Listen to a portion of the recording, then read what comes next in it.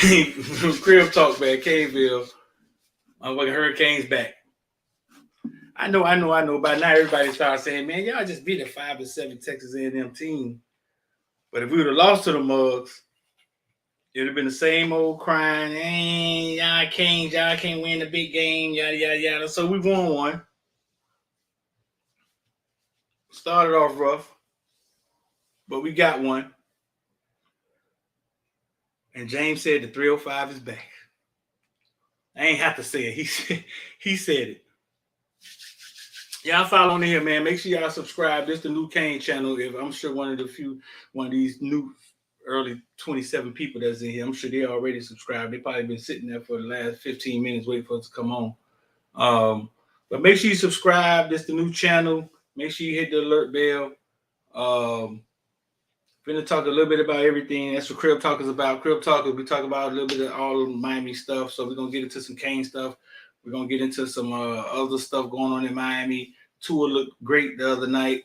Aaron Rodgers highlights was him running out the tunnel, and that's his season. Y'all saw that? You saw that, Betty? Somebody said, "Oh, Aaron Rodgers." Aaron Rodgers' whole season highlights was him running out the tunnel and dapping up sauce. That was hilarious, dog. Man, that was hilarious, dog. That was wrong. So yeah, we're gonna get in here, man. Early week this week. We got Bethune coming up. We're gonna get into a little bit of that. Let me see. Let me switch this chat so I can see who in here. I'm still in the private chat. Let's see. Y'all check the chat. X Kyle and Meddy. Let me see what we got in here in the comment section, man. I'm ready for the next. I put a question on Twitter, man. Like when the game first started off, I was asking, like, what was y'all thinking, like, when the game first started? You know what I'm saying? The comment section, let us know what y'all was thinking when the game first started. I'm sure we get some funny responses. What was you thinking when the game first started? 3 and out. They looked faster than us, stronger than us. They scored a touchdown. It was 10-zip right before we even woke up, wasn't it? Mm-hmm. Sir. Yeah. Like it's 10-zip in here too. Yeah, y'all niggas watching the VMA Awards? Cardi B performed already. Goddamn. No, me personally, I don't think I ever had a moment that I was worried. Not saying that I knew we was gonna win or nothing like that. It was just all let the game play out. Well, I was in the group me at the time, and when we went down 17-7, I said I was happy we were set down 17-7. I was glad we was down 17-7. I want to see this offense open because I want to see the offense open up. Now we got no choice. Let's see what we got. We opened that bitch up. That was game after that. I was happy to be down 17-7 because if not, we were still gonna be pussyfooting, throwing screens, and trying to see if we could dominate with it. Like, no, man, let's open this up. Let's go. That lit a fire up under us, man, and it was time to go. DVD got warmed up. That boy looked comfortable. That was it. That was all she wrote. It was murder time after that. That boy say murder time. No, so let us know in the chat what y'all was thinking. What y'all was thinking when it first started. Next up, we got Thursday, man. We got Bethune. Susan asked Mario, was he gonna try to play was he gonna get a lot of different young kids some playing time? I understand what the information she's trying to get, but I don't know how do you ask that? Like, she got to figure out. She's been doing this a long time. She got to figure out a better way to ask that. You know what I'm saying? Because any chance he pulled his AK out on her for some reason. Well, I mean, what was wrong with what she said? What was wrong with what she? I didn't understand what was the problem with what she said. She said, so this week are we going to try to get a lot of go ahead, X. Basically saying, you're not going to play the older guys. You're just going to focus on playing the younger guys. Basically, that's what she was basically trying to ask. Basically, she said, are you going to get more people in the game this weekend? Okay, Cal. I see where Cal going with this. So Cal's saying it's just a question, and if he doesn't, so he takes it there. He's taking it there. You know what I'm saying? Because if you ask that against Texas A&M, it's not a big deal, right? So Cal trying to say it's just a question. But what she's inferring is that you're playing a weaker opponent. are you going to play the backups? And if he answers Okay. that, he feels like it's disrespectful to Bethune. I think He said, if he's saying that's coming out of his mouth is a lie. If he's trying to say he wants to keep his team focused, if that's why he's saying that he don't want the team to go in there with the mindset that we finna kick there, I can understand that. I still don't think it would have required a snappy, you know what I'm saying? That Susan, like, this what these games are for. Like, come on, man, like whatever. I can see he was doing it to protect the team, but whatever. She need the AK every time she come up there with trying to break in somebody's house. She need the AK. I was gonna say, if you remember, the first time we got a taste of Mario at Miami was against what team? Bethune Cookman. Mm-hmm. When Cam, shout out to Cam, by the way, got that pick and he slammed the ball and they got the what's called. He went off about, hey, don't do that. Like, you do that shit on the field. Don't do all that stupid shit. So he's obviously somebody who has a lot of respect for his opponents, regardless of what caliber they are, right? Right. I don't think it was something that she understood, and I think it was one of those things where she felt like we all know it, but it's like you don't say it. You know what I'm saying? Like, it's like when you're out in public and you see the kid licking the windows, you know what's wrong with him, but you don't go up and say, "Hey," like I would though. You don't say that. You know what I'm saying? It's just a matter of common courtesy. You know what I'm saying? Like, we know what in theory should happen, but you just don't say it to people. Well, I think you could answer that. I think you answer that and just say, okay, well, we're gonna see how the game flow goes, and if the guys get the opportunity, if it presents itself, we're always looking to get guys in, you know what I mean, and get some game action. I just didn't think it was like, egregious. Okay, so what's the sense of practicing this week if you just saying, shit, we gonna play all the freshmen and all the walk-ons? You know what I'm saying? Like, I mean, it's disrespectful. It's disrespectful to the opponent. It's disrespectful to the guys who work hard to actually play the game and start the game. It's disrespectful. It's like, come on. That's a fair part there, because he said that dude, I guess, coached his kids or something like that. I can't really understand the context, but he said something about the coach at Bethune Cookman coached his kids, and how he had a lot of respect for him. So then kind of, I don't know, because it sounded to me like she put yourself in the shoes, put yourself in the player's shoes, right? Yeah, you know you can play Bethune. You might have some family coming down.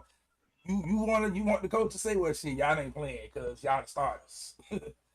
Well, no, it is. I'm, and that's not what she said, right? She just said, "Are we going to get some more of the young guys in?" She didn't say, "Are you going to not play your starters?" That's where she's going. Basically saying, okay, well, this is a lower level team, so we don't expect the starters to be in the game. Are you going to play the sessions a lot longer? That's basically, I don't know. We just we'll agree to disagree, because I just think she's right, obvious, but she didn't say, "Are you gonna not play your starters? Are you gonna," you know what I'm saying? She just said, "Are we gonna?" You that egregious? That's what I'm saying. I didn't think it was that egregious what she said. She just said, "Are you gonna get some of the young guys some looks?" I guess. Man, it's Susan. I don't know why anybody's surprised. Like, you just gotta sit back and laugh every time she asks a question. Just laugh. Is Deshaun Troutman at Bethune? Yes. Is he? Troutman. Yeah. I mean, from the last I heard, I don't think he was there. I'm not sure. Well, I don't know if let's put it that way. He went there. I don't know if he's still there, but he went there. He was supposed to go there with Ed, but I don't think he got in from at that point. I don't know if he's still there though. He's at Bethune. I didn't even know that. So yeah, remember he came into space. He came into space and he was talking. So tell me, like, what is it? What are you trying to see this week, X? I mean, because we just came off a win, we riding high, and then Bethune comes in here. I mean, same as Freshman week one, dominate from point A to point. You know what I'm saying? Try to get out of this game without any major injuries. Prepare for the next week. It's Bethune. They do got some talent on there, but they don't have the talent that we have. So just dominate. Don't. Don't So make it be like looking for what year that was when it was what 7-0 in the first half. We were like, hold on, let's throw. I forget what year that was. We was playing them at the stadium and he scored like 7 or 14 points. And we were like, oh shit, this should be a long season, boy. you're not looking forward to seeing the freshman X? Yeah, no, they're excited. They really excited, man. They really excited. So I remember that one year when they was going on when Bethune was going on points. Yeah, I think that was the year. I think that wasn't that the year? Like wasn't it like 2016 or something like that? Or? On mute. I think that wasn't last year. Hell, they scored. They scored. Last year they had a good quarterback. Remember they got the quarterback from they had a quarterback from he was from Florida. He was from Florida, and he was kind of going off. He wanted, and then the coach switched him, and he put a bum in. And that dude threw a touchdown pass. I'm pretty sure that wasn't last year. Yeah. One quarter. That's our offense. That's our offense actually scored more than 50 points in that game. So I don't know. At first, we were losing that game. We came out slow. No, we was blowing that No, not game Bethune. out. Not last year. No, we weren't never losing Bethune. I gotta go watch that again then, because yeah. It was Jackson State quarterback. Yeah, it was Jackson State quarterback, not Florida quarterback. Right. Let's see. What was his name? Y'all remember his name? Cameron Ransom.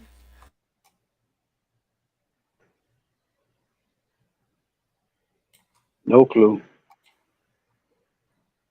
I don't see Deshaun Trotman on their roster, dog. Oh Lord. I don't see him. Let's see. I may be wrong.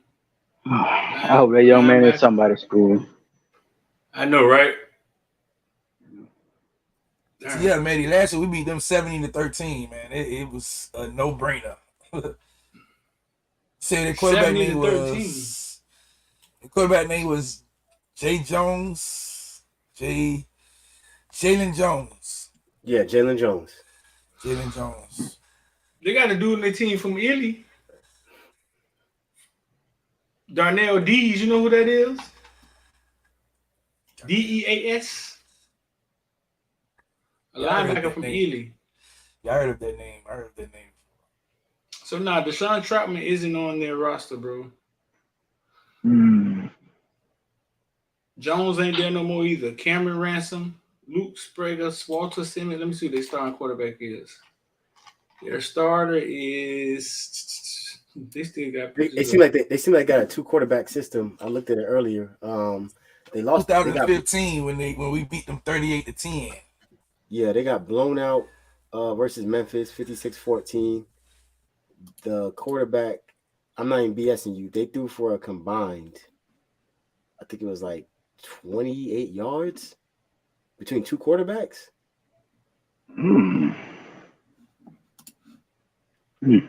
39 yards. Luke Sprague was 3 for 6 with 21 yards, and Walter Simmons III was 10 for 18 for 18 yards. That means he averaged a yard a pass. How do you complete 10 passes and come up with 18 yards? I don't know. They had 15. They had 15 rushing. I mean, they had 52 yards rushing. So I don't know what their game plan going in there was. They got kicked to sleep by Memphis, and then they played Savannah State last week and blew them out. So a little bit better, but it seems like they still running that 2 quarterback system, like they ran last year. They won 31-6.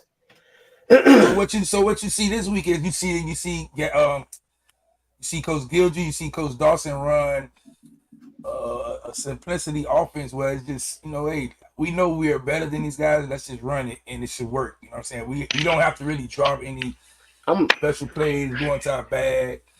I'm expecting our offensive line to push them. I'm not even BSing you, and I'm not trying to be mean when I say this. I'm expecting to have like 250, 300 yards rushing. Well, yeah, apparently. I want to go in there. I want to go in there in the first quarter with it wide open so we can end the game. Like, just go in there and just throw 3 touchdowns and just get this over with. Like, get everybody sitting down. I don't want to just run the ball and just throw 3 touchdowns, get the game over with. Let's get everybody in, then let's start running the ball. I want to come in with it wide open, get it over with. You want TV to just pass stats and just have a seat 3 quarters. Yeah, just get it over with, bro. 1 quarter. Just get it over with. Ain't gonna get him drafted though. No, it ain't even about that. I just want the game, like, because of what X is saying. I don't want nobody hurt. So go in there and throw some touchdowns and sit down. Everybody, that's it. I don't want to just drag this out, man. Well, that's the one guy we don't want in the game to get hurt right there. That's why I want him to end the game early. Shoot. And we probably see Emory. Emory probably be the one to come in. Defensive wise though, listen, if what we're saying is true, if Dean is missing for a significant amount of time, Mesidor is missing for a significant amount of time. Well, we didn't talk about Mark Fletcher. I think he may have a concussion. We got to get some defensive line guys get some snaps, right? I don't give a fuck if it is, but Harrison Hunt came in and did an excellent job. Harrison Hunt, Anthony Moulton, all these guys. Harrison Hunt and Moulton came in and did. Look, when I watched the game for the 3rd, 4th, and 5th time, I said, "Damn, look at 81. 81 was really throwing. He was literally throwing 5 stars around. He was throwing them around. I was like, he lost his spot. He ain't got no choice. Yeah, he has some snaps, so he got experience. So we got some backup guys with some experience. Yes, it's him. Him and the short guy Gore. Him and the short guy Gore. They got some major snaps this past weekend. Moulton got some snaps. I don't even know if I seen 55 Lincolnstein yet, but he's there. Mm-hmm. Him and then the big guy Anthony Campbell. They haven't really did anything yet. Where the freshmen at? I expect Horton to play this week. Definitely expect Horton. Mm-hmm. It's an opportunity for a lot of guys. Go in there and show that you can, even though it's Bethune like XA, it's opportunity. You better get in there and show something, especially against Bethune.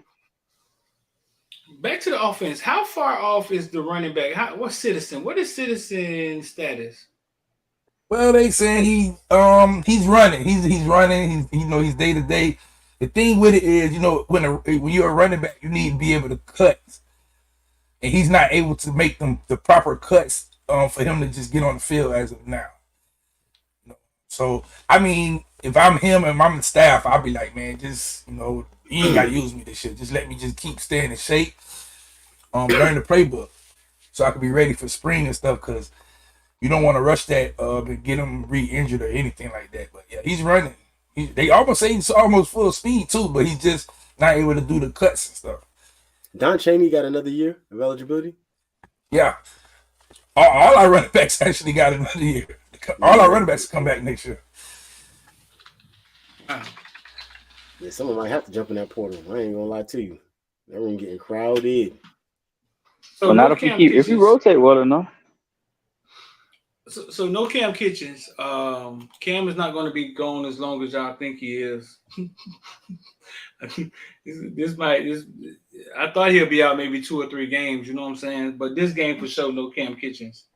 The smart move is don't even let him play for the next 2 games, because we got Temple next week, so that ain't like we need him. I think after Temple is when you get into ACC play. Yeah. So I think that's when you just say, okay, well, we need him for ACC play. Him or whoever isn't ready to play this week. I think like you said Dean. If Dean is not ready this week, I don't know if you mentioned Najee Kelly. He got banged up a little bit, but even if he's not ready this week, like we don't really need him this week. And then next week is like, yeah, no, but ACC week, when it's Georgia Tech week, you definitely need him.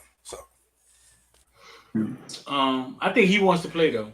I think he has things he's trying to accomplish. He's young, and y'all remember when y'all was young, y'all thought y'all was invincible, and I think he wants to play. But do you let him play, or do you say, look, man, we got it's bigger, better things than individual? If it's individual, it's bigger and better things. You're trying to achieve a team goal first. I mean, you talking about do the coaches let him play? coach, father. I mean, it's like, look for. You just don't want that situation to happen all over again. So if you could just get a lot of rest. Yeah. I think me and Streeter, we had this conversation about it. But X, what you just said was, it was right on point. You don't want the situation to happen again. And somebody got to sit them down and explain it to them. When it happens, we feel like Streeter say we young. When we were young, you feel like, all right, cool, it's over with, boom, boom, boom. But it's like they call it knocking your screw loose. If you take a screw that's in something and you knock it loose, when you put it back in, it's not going to be as sturdy as it was. You know what I'm saying? It's got to sit in and it's got to settle. It's the same thing with your brain. Once you get a concussion, that means your shit moved around a little bit.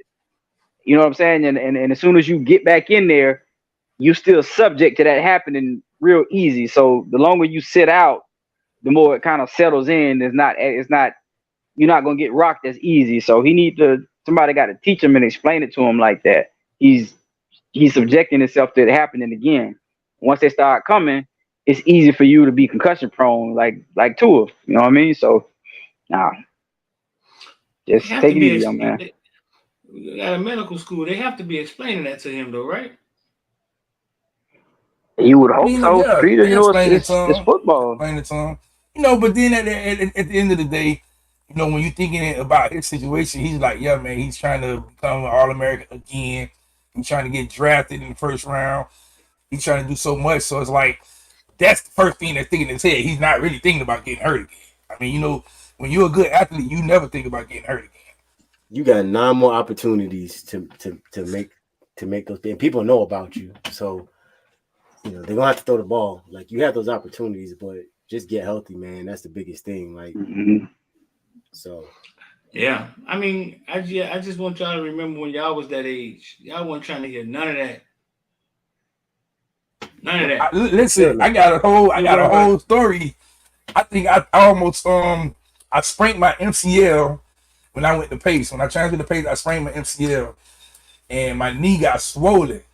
And we was in the game where it was some scouts that came to the game, and I was like, well, I want to still play, man. They took me in the back, man. And this is the first time I heard this. They took me in the back and they gave me a shot. And I went out there and played. The next morning I woke up, I was crying. I was like, man, I can't move my leg. I can't move my leg. What's going on? But yeah. What's that? Yeah, boy. They did that in high school. Cortisone, tramadol, whatever it is. Yeah. Darn. I ain't know that serious in high school. Yeah, now look, Pace was a whole nother ball game back then. Like at Northern, they would have been like, man, you done. Pace, they're like, we got something for you, go back in. That boy you said, yeah, we all feel like a superhero before 40. Right. You weren't trying to hear none of that. You weren't even thinking long term. You know what I'm saying? You weren't thinking about tomorrow. When you was a kid, you just was, you just think about the moment, man. Listen, man, I'm trying to get up out here, man. I got money on the line. Get up here, they want the old to see me out here balling. You think about dumb shit, you know what I'm saying? Shit that don't even matter. He gave X some horse steroids. Yeah, dog. I mean, that's what they gave me, man. My knee was, I didn't feel nothing in the morning. I'm talking about, I'm just looking at it like, damn, why it's not moving? They like, oh yeah, it's gonna take a full day.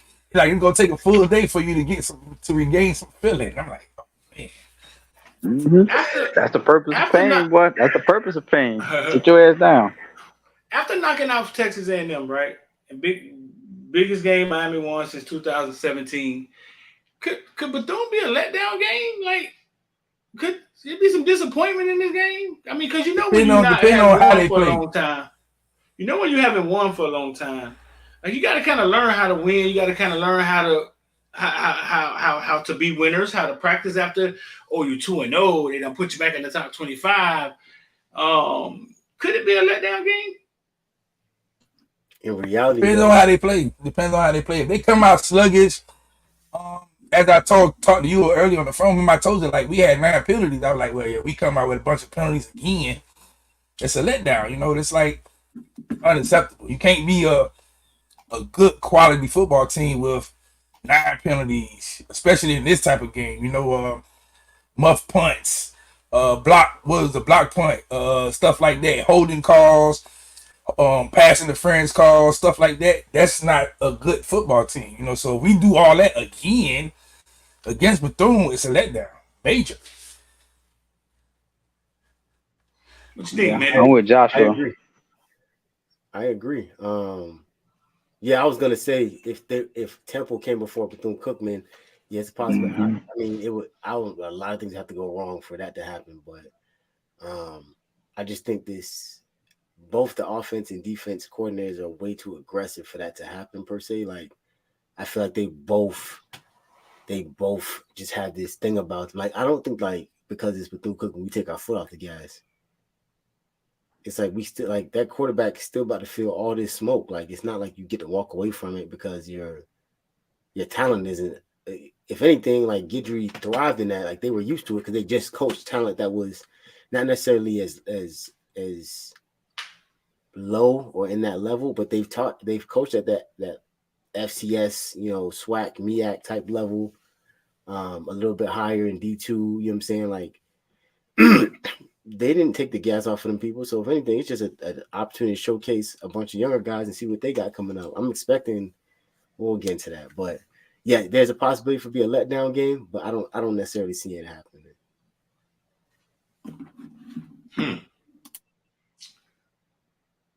Any freshman you want to see stand out? Like, anybody you looking to see? I'm gonna start it off. Like, I want to see Chase Smith play, bro. Damn, we just got Chase Smith's first NIL. We got to know Chase Smith a year ago. I want to see Chase Smith get in the game and get some quality time, man. See him run around, fly around again like he was when he was a freshman. Anybody you guys want to see get in the game and play some quality time? See, I want to see the man, the pancake himself. I want to see him. Sampson, I want to see Pancake. I want to see the Washington Twins. Oh yeah. I gotta see Ray. I've seen Popo. I seen somebody see Popo. I seen Popo out on the field. I'm terrified for opponents because Popo like he just don't care who's in front of him. He want to kill him. I gotta see Ray. I think Ray finna head top. He ain't gonna head top, but he definitely gonna blur somebody. He gonna blur a couple people. I don't think Kendrick. Somebody posted Kendrick. Kendrick didn't dress the first 2 games, so I don't know if he dressed this game either. Tommy Kinsler? Yeah, that's kind of strange. I don't know why he didn't dress the first 2 games. But. Who's 88? Riley Williams? 88 is Riley Williams. Riley Williams. Someone said Chris Johnson. I think Chris Johnson will get some snaps. I think Chris Johnson will take him to the career. I don't think he's another one that dressed the first 2 games. He hasn't dressed? Yeah, he wasn't dressed Miami, Ohio game. I didn't see him for Texas A&M game. Let's see, Popo. Yeah, I think Aguirre finna smack something. There's gonna be a couple more either between. Here's my on defense. What I want to see between Washington, Pulliam, or Popo. One of them finna hit somebody to a point you gonna go ooh. Everybody. I saw Popo dad walking into the game. Popo dad not a big guy at all. Well, his mom got some size on it. I think for this game you might see. I think for the rest of the season, you might see Malik go down to the edge rusher just because we might need him. If the Mesidor news is like that. You say Malik may go down the edge? Yeah, he might go to the edge. The stand-up edge, which is basically what Jafar Hari and that Jack role. Going. Yeah, the Jack. That's his natural role. Jaden Wayne. What is the word on Jaden Wayne? Have we heard anything about Jaden Wayne? Jaden Wayne got in the game the first. He dresses. He got in the game against Miami Ohio. Yeah. He dresses. So safety Cam, like I was saying, I think the next up is Jaden Harris, but Guthrie said that they may move people around. He was saying like, he said they may move people around. I think he's saying, Jaden Davis, Couch, right. Jaden Davis will play Jadias safety, Richards, and we're a little deeper at cornerback. So we'll see, but I know Jaden Harris is plays Cam position, and then the skinny kid plays James position. Markeith, yeah. That way everybody kept asking me like, well, why Markeith ain't coming for Cam? I said, well, Markeith backs up James. Like, right. They don't just say, oh, well, the next safety come. No, they back up certain players, stuff like that. Who came in for Cam? Jaden. Oh, he did? Jaden Harris came in. You did anything significant? Nah, I think at that point, man, it was like we were just playing for them not to score because it was like, man, the whole stadium kind of just went dead.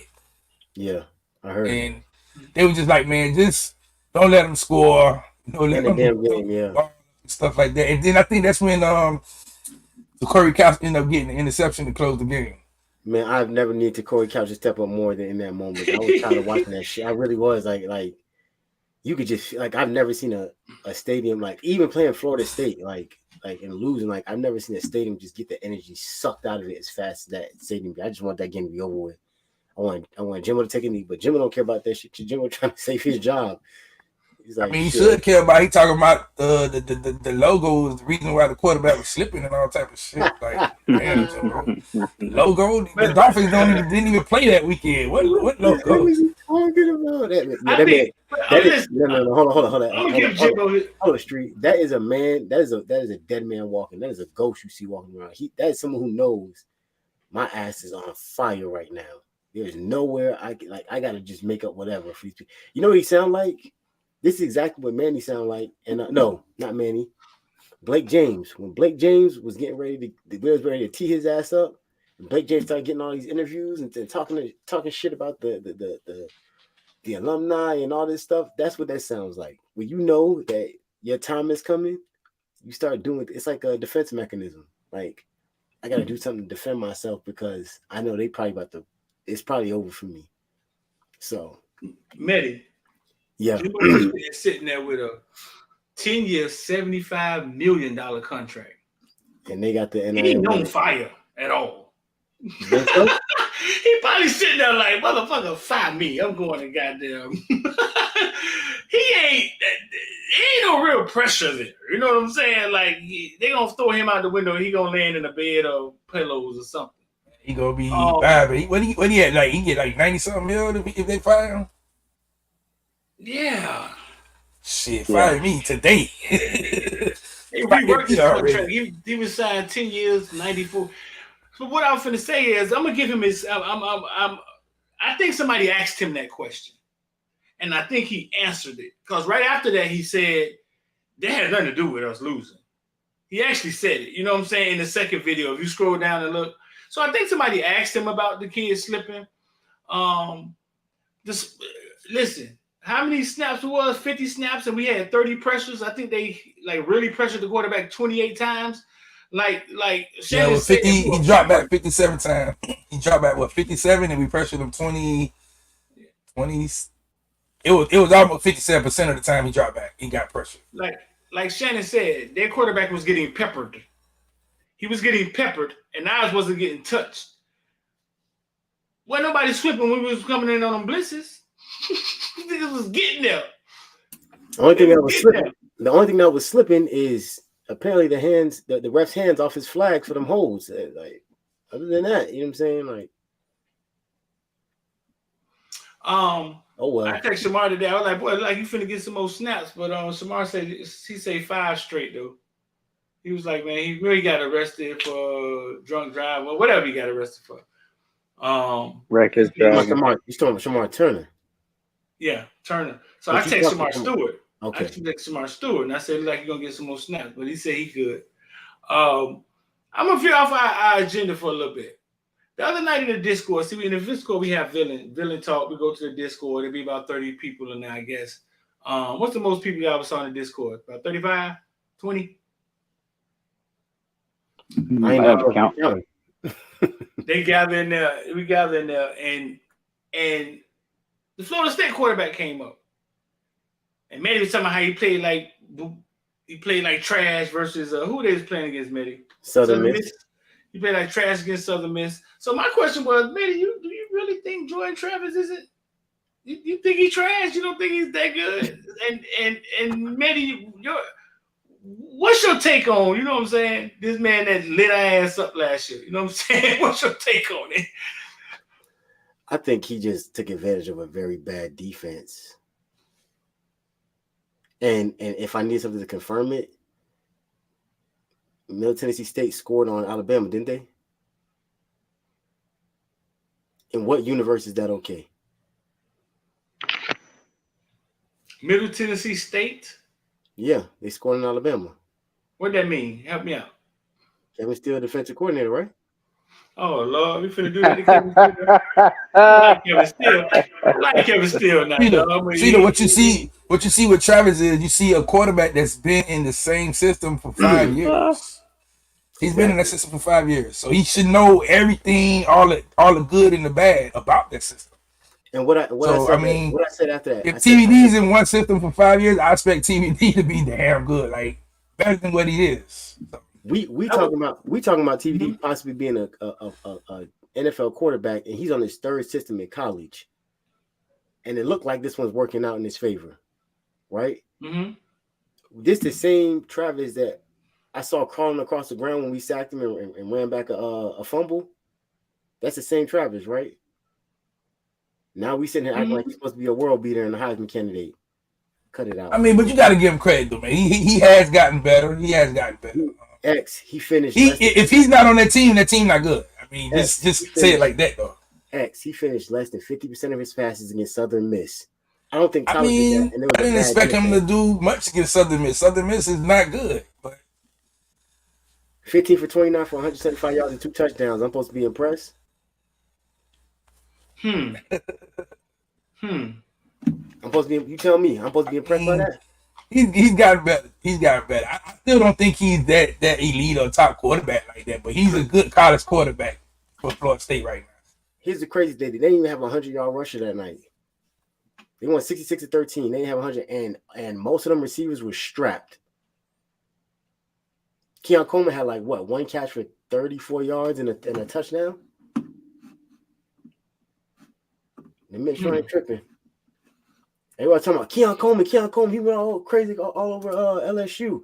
And Keon Coleman. Well, I tell you what, then we play Bethune on Thursday. If our players have a game like that, then we got to say the same about our players. Then. What I'm saying is, you would expect Tyler to throw for less than 50% passing when he just missed 9 passes total, and some of them were drops against a significantly better defense with all these 4s and 5 stars people rave about. This is Southern Miss we talking about. What was his numbers versus LSU? Let's see. Let's take it to those stats. 23 for 31, 342, 4 touchdowns and a pick.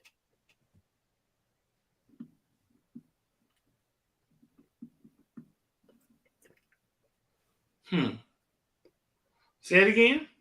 23 for 31, 342 yards, 4 touchdowns, and 1 interception. Yeah, 342 yards. Mm-hmm. How many touchdowns? 4. Pretty good, right? Jaden Daniels was getting blitzed and pressured all night, and he went 22 for 37 for 346 yards, a touchdown, and a pick. And that's a bad night for Jaden Daniels. What quarterback would you want based off these 2 games in your system in the NFL? Jordan Travis or Jaden Daniels? What? And Jaden Daniels had 15 carries for 64 yards. I don't want either one of them, to be honest. I think they both switch. They better switch positions when they get to the league if they want to play. You said they better switch positions. Kyle, what's your take on this, dog? You the offensive guy. I'm not much of a believer in Jordan Travis, but I do, like X said, you got to give him his props. The man he improved and he's balling. Like he's nothing to complain about. You know what I'm saying? Like you take him as a starter on your team, he's leading that team. He's turned into a good player. I'm not a firm believer. Like I don't think he's that elite You know what I'm saying? But you can't say anything bad about what he's doing. You know what I mean? He's balling. Florida State not where they at without him. So, yeah. So you don't think he's elite? Not yet. Let's say it like that. Not yet. I gotta see it. I think he's a good quarterback. I think he's a good player for Florida State. You know, when you talking about elite quarterback, you looking at like Caleb Williams. He's elite. I don't want to say Mayer yet, the quarterback from North Carolina. I don't want to say him yet because it looked like he's having a sophomore slump. Hopefully he does it. Can't wait. Michael Penix is elite.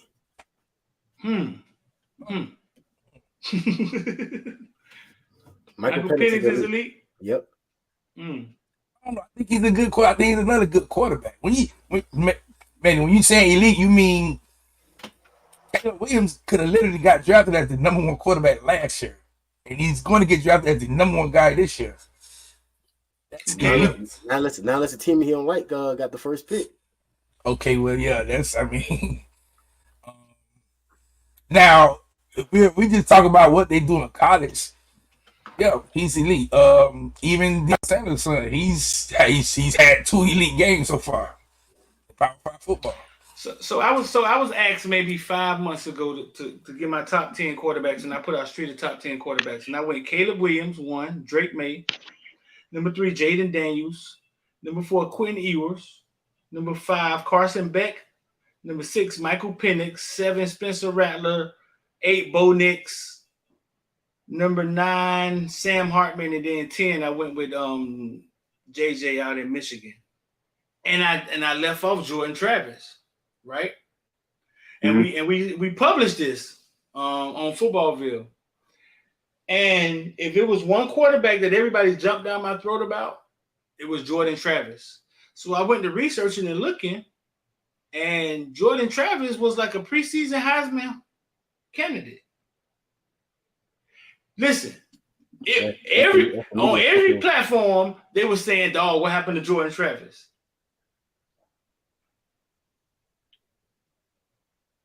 And I felt like he was the only one. A couple people said TVD, but TVD was coming off of that season with that bad OC. You know what I'm saying? We really couldn't gauge him. Let's do this, right?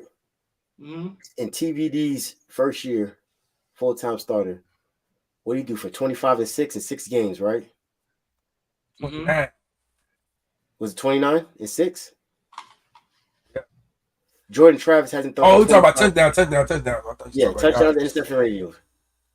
He averaged 300 yards a game and threw for 25-6 as a true redshirt sophomore,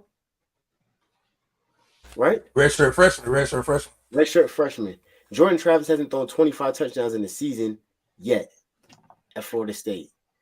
Last year, the season everybody's sucking him off for 64% completion rate, 3,214 yards, 9.1 yards a throw, 24-5, and his longest throw was 78 yards. But Tyler did that in 6 games. I don't know what the people were screaming at you about, but they need to go reevaluating what an elite quarterback looked like. Because I'm telling you, if someone did it in half the games, and they get mad at you because you won't got them in the top, then they didn't figure something else out. It had to be Florida State screaming at you. I think it got something to do with winning too. You're the only one breaking that down like that. You know what I'm saying? I think it got something to do with winning and the people that they see. For sure. Yeah. Like I said, I saw him live against LSU. That's not watching from TV. And I came back and I told y'all, listen, boy, if Florida State had to play Georgia this week, boy, I will put some money on Florida State, and whatever that spread gonna be, that's how good he looked, dog. I understand what you're saying, so I guess he's getting the benefit of that. But listen, if everybody right here go to Google, go to your phone, and type in top 10 quarterbacks in college football right now, and watch your name pop up in the top 5. The man was a Heisman. The man was they were saying he was a preseason Heisman hopeful. Same shit they said about TVD.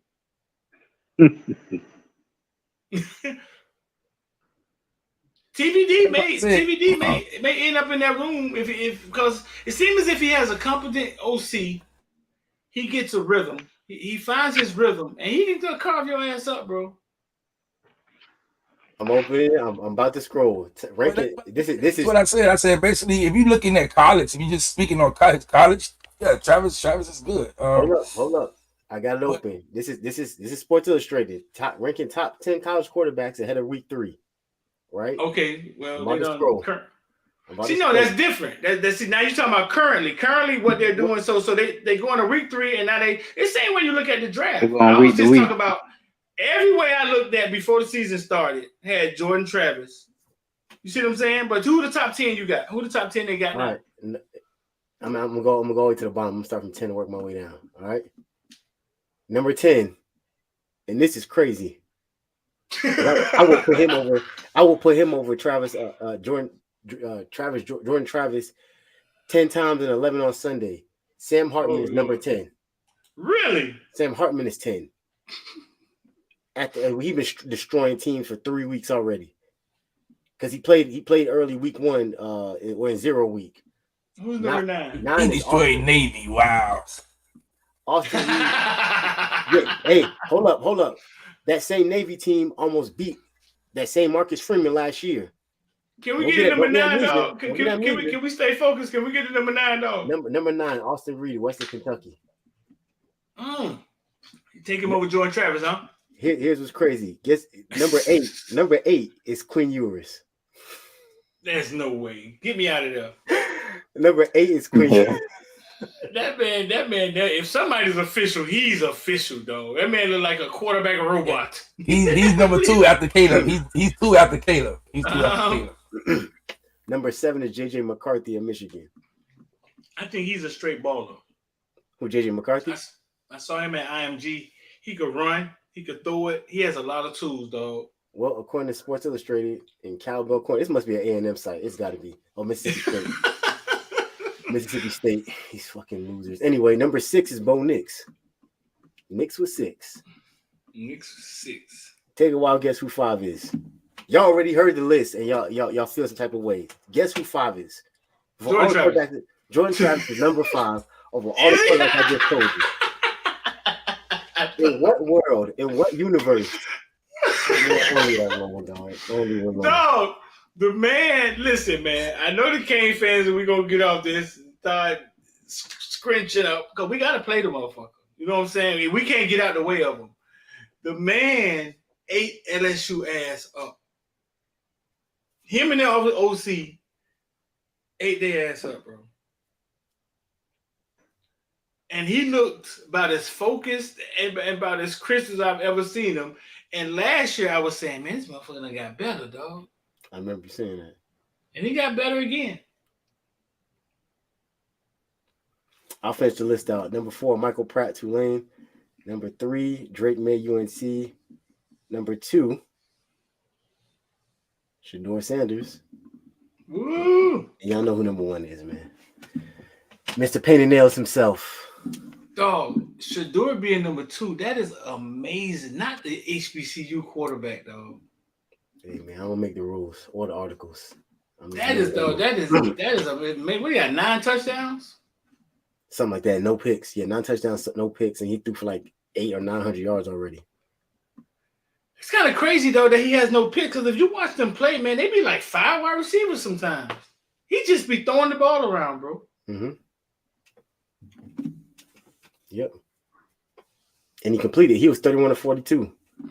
Yeah. But let y'all tell it. Apparently, before TCU game, this is why Sapp, and everybody could be asking why Sapp and Michael Irvin in Colorado. Before TCU game, Sapp said they was warming up, and he said he didn't see 101. Sapp always talking about 101s, right, X? He didn't see no 1-on-1s in the pregame warm-up. So he went to Dion. He was like, bro, listen, y'all ain't got no 1-on-1s? He was like, nah, man, we're going to do 7-on-7. He said he told Dion, so you finna see your son out there to throw 45 passes? And we don't know if the offensive line can block 1-on-1. He said Dion scrapped all the 7-on-7s, was like 1-on-1s right now. Wow. That's why he over there. I mean, that's why he over there. Yep, he said he scrapped it all. Was like, man, 1-on-1s. You tell me Because over the last 20 years, we couldn't use that knowledge. Man, my bad. Go ahead. I'm sorry. Go ahead. Bro. Straight up, you finna see your son out there throw 40 passes, right? And we don't know, we ain't finna check, see if these jokers ready to block one-on-one. And he said he switched it on right now. So are you saying that with that, you think Dion's still learning on the job to be a coach? Hell yeah, I think so. Shout out to Coach Hayes, man. Coach Hayes doing his like button. Yeah, I think so. I think so. I think, but what he has down pat is leadership. And yeah, I think he can motivate a motherfucking roach. Mm-hmm. They're small, but they're small things though. And like you said, that's why you have a Warren Sapp around and stuff, man. You can't, every coach ain't gonna know everything. Yeah, he's still learning on the job, but little small things like that, he had his reason for not doing it. But then you got a Warren Sapp to explain to him in a term that he can understand why you should be doing it. And like a good coach, you're right. Hey, let's do this. You know what I'm saying? So, yeah. Right. Because what got Aaron Rodgers hurt last night? Overconfidence? No, I think somebody hit him. Yeah, Buddy hit him. We saw that, but right. That's the bottom line. I mean, protecting the quarterback. We say Aaron Rodgers got hurt early in the game. Yada yada yada. It's funny. No, somebody hit him. Somebody hit him early in the game. If you watch Hard Knocks, man, the DC was smoking. It was smoking his man Paul so crazy. He was pointing out a pass that Aaron Rodgers made. It was like a no look pass to the back corner end zone. He said, with that guy in the game, like we ain't never gonna like. He said we can't lose. And he was like applauding the defense because they was they played decent defense, but they just can do nothing with it. And then within 5 minutes, you see your whole hopes and dreams come crumbling down. That's why you don't do that. You can't put. No one man should have all that power. Shout out to Kanye. You know what I'm saying? Like, I think they were just happy to have him. Sauce Gardner was saying the same thing. That's fine. You see him doing the little secret handshake, all that. Yeah, I think they was just happy to have him. I think what they saw. Yeah, that was weird last night too because I had $400 on the bills and Josh Allen still figured out a way to lose that game, bro. I don't hear anybody killing Josh Allen. That motherfucker looked horrible, bro.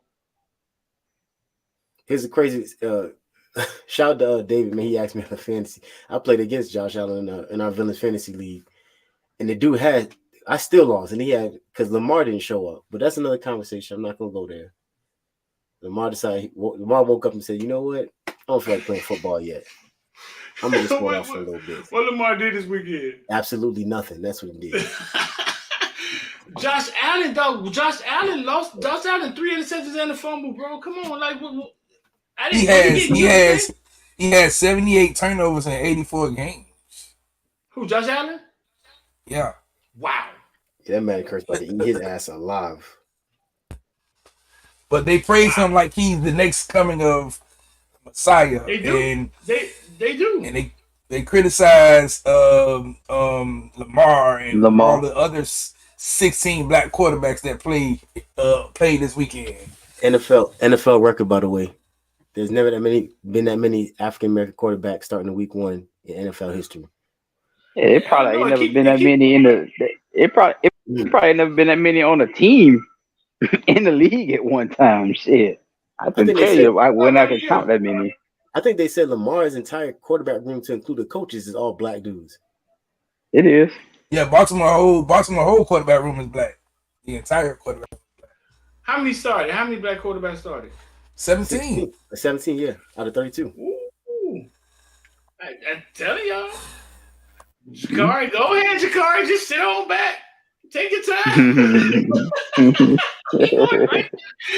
go right to the league on y'all hating ass. Watch. Go, Jakari. Sit on back. Listen. Take your time, dog. The proof is in the pudding where the league is going. And some GM's mouth is watering for Shadeur. Pause. Dog, I told you I saw. Keep that up. I saw Lamar Jackson. Dog, but I don't know. I think the GMs like a quarterback that could scramble for 8 yards on third down. I do. It's obvious. Yeah, now. Shadeur don't run the ball really. He don't. He is. So now, so we just ain't gonna be saying black for black. Like he playing the game he is exactly what I want Jacory to do. You know who Shadeur reminds me of, and I'm not saying this because I think he obviously may throw the ball a lot better, but he reminds me of how Geno Smith was at West Virginia. He wouldn't run for nothing. He would just sit back there and just throw the ball all over the field. Wouldn't run. Like he'd have 20 yards open, and he would still just sit and wait to throw the ball. Yeah, he's a true pocket passer, but I think the league is getting away from those pocket passers. That's true. I remember the one time I saw Lamar versus Jared Goff on Monday night, man, and that was the first time it looked like a pocket passing quarterback was handicapped. Like he was handicapped compared to what Lamar was doing, and that was the first time I felt like that. Like he was missing something. I don't remember if it was last year or 2 years ago, but every quarterback that was leading in passer rating, all 5 were black and all 5 of them were mobile. I don't know if that was last season or 2 seasons ago. It was obviously Patrick. The only thing about that with the mobile quarterbacks is they tend to play with their contracts. Like they don't want to give these guys these contracts for some reason. I mean, it takes them a lot longer than. Yeah, so it takes him a lot longer. Joe Burrow. Like Joe Burrow, Josh Allen, I think he gonna get a whole nother payday again. You know what I'm saying? Is it Joe Burrow, the one who got all the guarantee? Who's the quarterback that got all the guarantee money? Just now. And Joe got the highest contract. Well, but Joe Burrow deserved it. He deserved it. He is the highest paid quarterback in the league, and then proceeded to do absolutely nothing week 1. He did worse than Lamar. Yeah, that's one game though, but man, he deserved it. That man, he liked that for real. Against the Browns. Lamar went 17-22 for 169 yards and 38 yards rushing. While Deshaun Watson was tearing them a new asshole in Cleveland. Nah, hold up, Lamar in the new offense too, right? It's a new offense for him, right? It is. They got to do from Georgia. Deshaun Watson did his thing this weekend. Must be got a massage or something for the game. Mm-hmm. They were calling him that. They were calling him the massage parlor assassin after that game. me and Deshaun were chilling in upstairs Tootsie's on Friday night. So he like, yeah, man, I'm killing them this week. I said, you gotta worry about nobody snitching. You gotta worry about nobody snitching on you on here, man. Up here, man. Man, Deshaun ain't do much of nothing this week. 16 for 29, 154 yards, 1 touchdown, 1 interception. What you saw? What the score say? You might be talking about his massage numbers. What's the score say? 24-3. Lamar the same thing.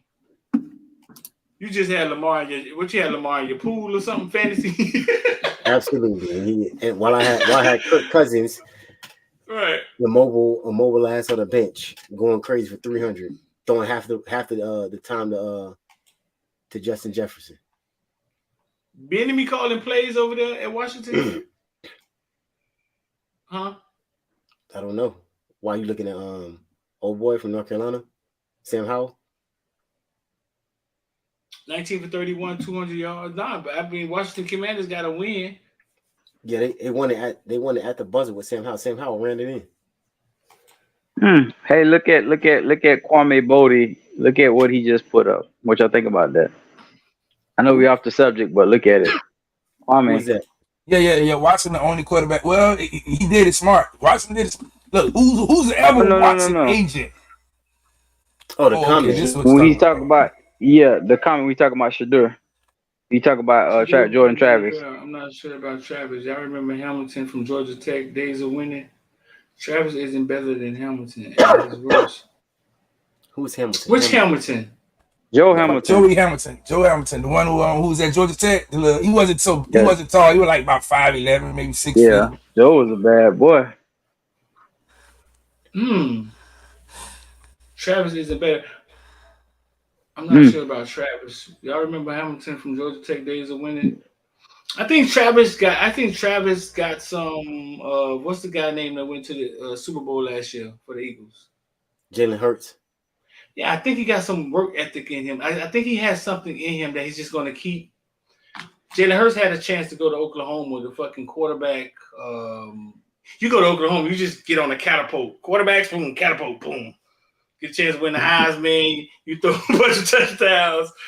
But I think he has a work ethic that's like one thing I thought about Lamar Jackson was I knew Lamar Jackson would work his way into being a great quarterback. You know what I'm saying? Not a waste of skin. That's crazy. I don't know how the black minority quarterback can't move. I don't know if he can't move or he just don't want to move. I know Bryce Young don't rush to run that ball, but he can. Yeah. He can buy time. I don't know. Shadeur like he can't. I'm excited to see Jordan Travis. I think it's the fact that they can't. I think it's the fact that they say smart. They know they're target if they start running. Listen, sometimes I can just sit back and throw the ball. I can sit back and throw the ball without getting hit. Guess what? I'm gonna sit back and throw the ball. But once you run the ball, just thinking about it in the NFL, they judge and they throw flags on the black mobile quarterbacks a lot more than they do it with the white quarterback. Just think about the Cam Newton. Remember when they was killing Cam Newton and they were like, well, damn, y'all not doing this for such and such. They doing it too, and they not getting the flag. I mean, they getting the flags, but Cam not getting the flags. The same with Lamar Jackson. They do, but we do have guys that can't run. And I said that game against TCU, I said Shadeur reminded me of Brad Kaya. I don't think his feet are that slow, but just watching him back there in the pot, he reminded me of Brad Kaya. Kaya couldn't run. Come on, man. Yeah, you know what I'm saying? He just don't run. He just don't. But that dude takes way too many sacks. It is not good. Who? Shadeur. They be destroying. Like last week, I don't understand how they won that game because up until the first half, that game was close, and that man was taking sack after sack after sack after sack. Who you talking about against Nebraska? Yeah. That game was close at half, and the second half they hit a switch. But he was taking. Matt Rule might start the season 0-3. All that Saturday night doing against Miami. Well, I know one black quarterback that caught fire.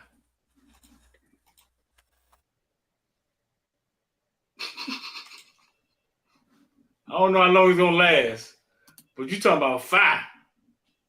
Yeah, that boy was stupid. You know it's bad when you know it's bad. You know it's bad in the post-game interview. You get shocked like that. Like, how much I do for? That boy went ham. Y'all thought this boy was done with football. That boy went out there and went hamburger.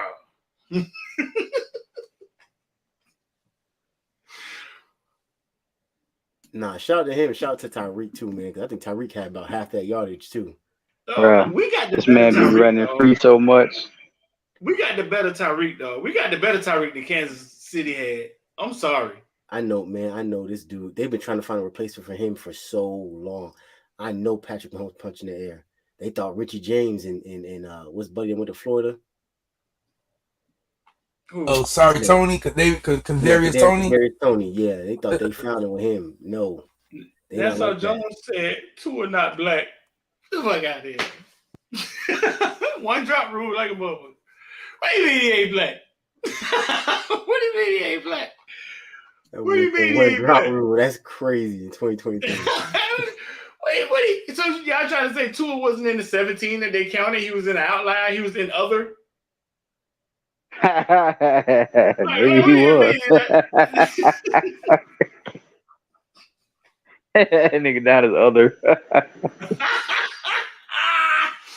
17 black starting quarterbacks, and then you had two others. You put Malone and Tua over here in the other. We're not quite sure what's going on with Mahomes and Tua. Mahomes and Tua. Fucking Polynesian, right? Hawaiian. I'm not sure. He's not a nigga. Can't dance. Tried to do the electric slide with him last year at the Gala. Couldn't do it at all. Can't be black. Yeah, man. What do you mean he ain't black, dog? What y'all talking about, man? But y'all know what you saying we got the better here. You know what I noticed about this team? it's like Steph Curry. Like as great as Steph Curry is, man, what Steve Kerr does for him is amazing. You would think that guy that shoots like that wouldn't get as many open shots, right? It's the same thing as Tyreek Hill. Do you see how many times this guy is just like running open? When he gets a pass, he's just like running open. Not that he don't beat somebody deep. He's coming across the middle of the field. He's wide open. You got a coach that's maximizing his skill and his talent, but not just him, but all those speedsters. They got him, Barrios, Waddle. Man, these guys catch balls just running wide open, and they right there in Tua's range. You know, he's an excellent. You know, that mid range. He's extremely accurate, man. That's beautiful to see when you see a coach that can maximize what his guys can do. And he don't have to work as hard as he did in Kansas City. Let's put it that way. That Craig Tyreek Hill got 15 targets. 15 targets. The next person was Waddle with 5. The next person was Durham Smythe with 7. You think Waddle got a little issue with that?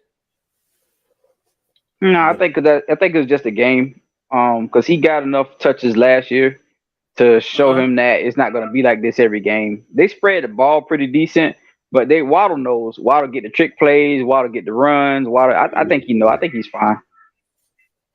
Man, look at the quarterback making that boy Kyler believer, man. A believer in what? They threw the ball to what's the kid name who played for A&M? Stewart. They threw the ball to him, 18 times. And the next guy got the ball. I think the next top target was 5.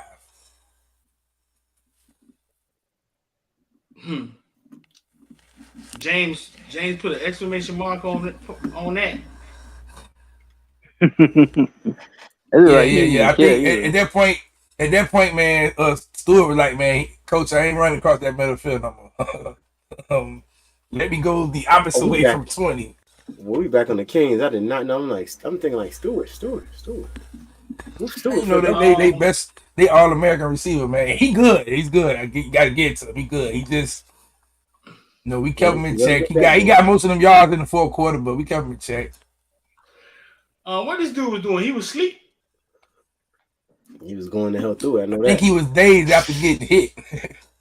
Oh, he was? Nah, he was listening. All right, so listen, man. Before we get out of here, man, moment of truth, man. Everybody in the chat that said James couldn't play, James sucked, all that crap, put your hand up, goddammit. Everybody in the chat that said James Williams wasn't a 5-star and all of this crap, put your hand up, show your motherfucking face. You know what I'm saying? Everybody who said my black dog couldn't play, put your hand up, because it was a lot of y'all. You know, it was a lot of y'all. James, he don't tackle. He's scared of contact. He ain't fast enough. Put your motherfucking hands up. Everybody, we had a whole show on James and 5 stars and where the safeties was at. Where you at, dog? You got to show your face, because all y'all hiding. They all hiding, for real, because all of them was definitely questioning my dog. And it's so funny because when my dog hit across the board, when my little dog hit the other little homie on the sideline, you could hear James saying, "I told you." And I said, "Yeah, that's James. That's James. That's the James we all know." I was waiting for it. They remember I said he was better than Sean Taylor. Now they wouldn't remember what I said. No. Who the hell? Nobody said that. You can't say nobody better than Sean Taylor, though. You know what I'm saying? Like, nobody say that like that. I don't even know where you got that from. We'll say he said that like that. But hey, I don't care. Like, if you competitive and you a gamer, you just know, like, when I'm betting you, I'm gonna talk. And the only thing you can do, you better shut me up. You better blur my ass into oblivion, because if you don't, I'm gonna keep talking. No, he talks. See, he said your name. He's saying you saying that. I don't remember Street saying that, but that's a wild statement. Probably said something like, "Man, he's the next Sean Taylor. He our next big safety." And the other day he played like the next Sean Taylor. Probably said something like that. I never say anybody better than Sean Taylor. You can't even say that as a King fan. No, hold on, Street. If Street said that, he said while I was here. Yes, hold up. Because Street has gotten on his channel and talked about the Sean Taylor Florida State game and how he was gonna leave when it was raining Right. in Tallahassee. So I don't understand how he could say that when he spoke about. I stood there in the rain in that game, and I watched Sean Taylor annihilate Florida State. You know what I'm saying? With Samari Rowe yelling, "Why the fuck they keep throwing the ball that way?" But nobody raising their hand, all right? They want to talk about what Street said. Oh, but Street, he ain't Sean Taylor, Street. But nobody in here wanted to double back and say they was the ones that said. Y'all know I would never let Street. I would never let Street get away with no shit like that. All I'm trying to say is who was lower, but they deflect. This is deflection. This is what your girlfriend do to you when y'all arguing and stuff. You're like, yeah, dog, didn't I tell you to cook? And she'd be like, see how you talking to me? That's what they doing. That's what they doing right now. Don't let them do it to y'all, dog. Don't let them. All I'm saying is where y'all at? Did somebody act this already? Somebody acted on the last show. The CJ Belly stuff is done. He's not coming to UM. He's locked in with North Carolina State. Mario had to pull off the greatest. Oh, didn't they ask me this last time? They asked that last time. Nobody raised their hand, huh? Nobody raised their hand. Huh? Nobody. I'm about to go find some show receipts. I'm gonna go find them. Who's better, Evan Stewart or Keon Coleman? Last year. None of them make it tonight. Stewart is the faster receiver. Coleman is he's the gamer. He's bigger. You know what I'm saying? He's the throw it up and he's the they call it the 50-50 ball, but it's basically like 90-10 for him.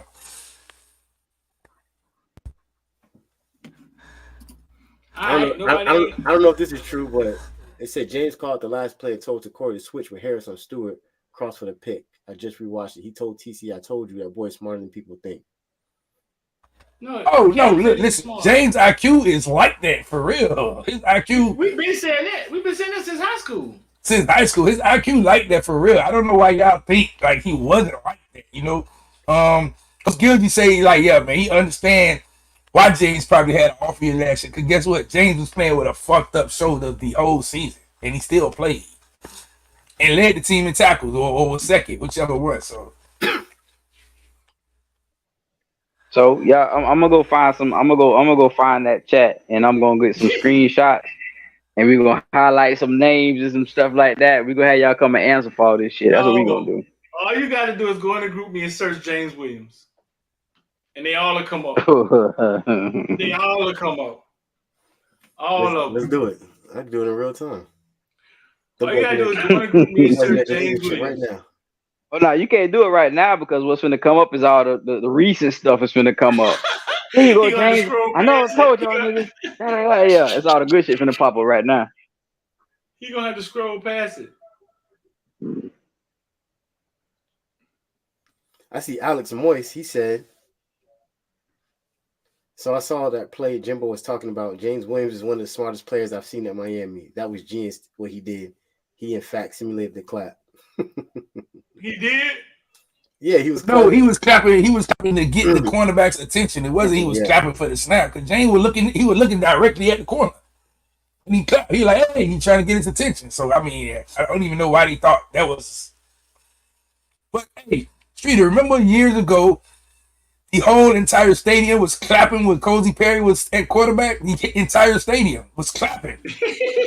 Yeah. He's calling his cadence. They clapping. I'm like, Jimbo, for real.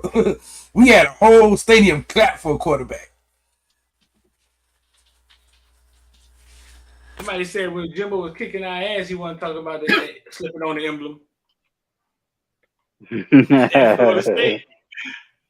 to talk about it? Man, I saw my boy sent it to me. Dang, Dave, I know you probably in here.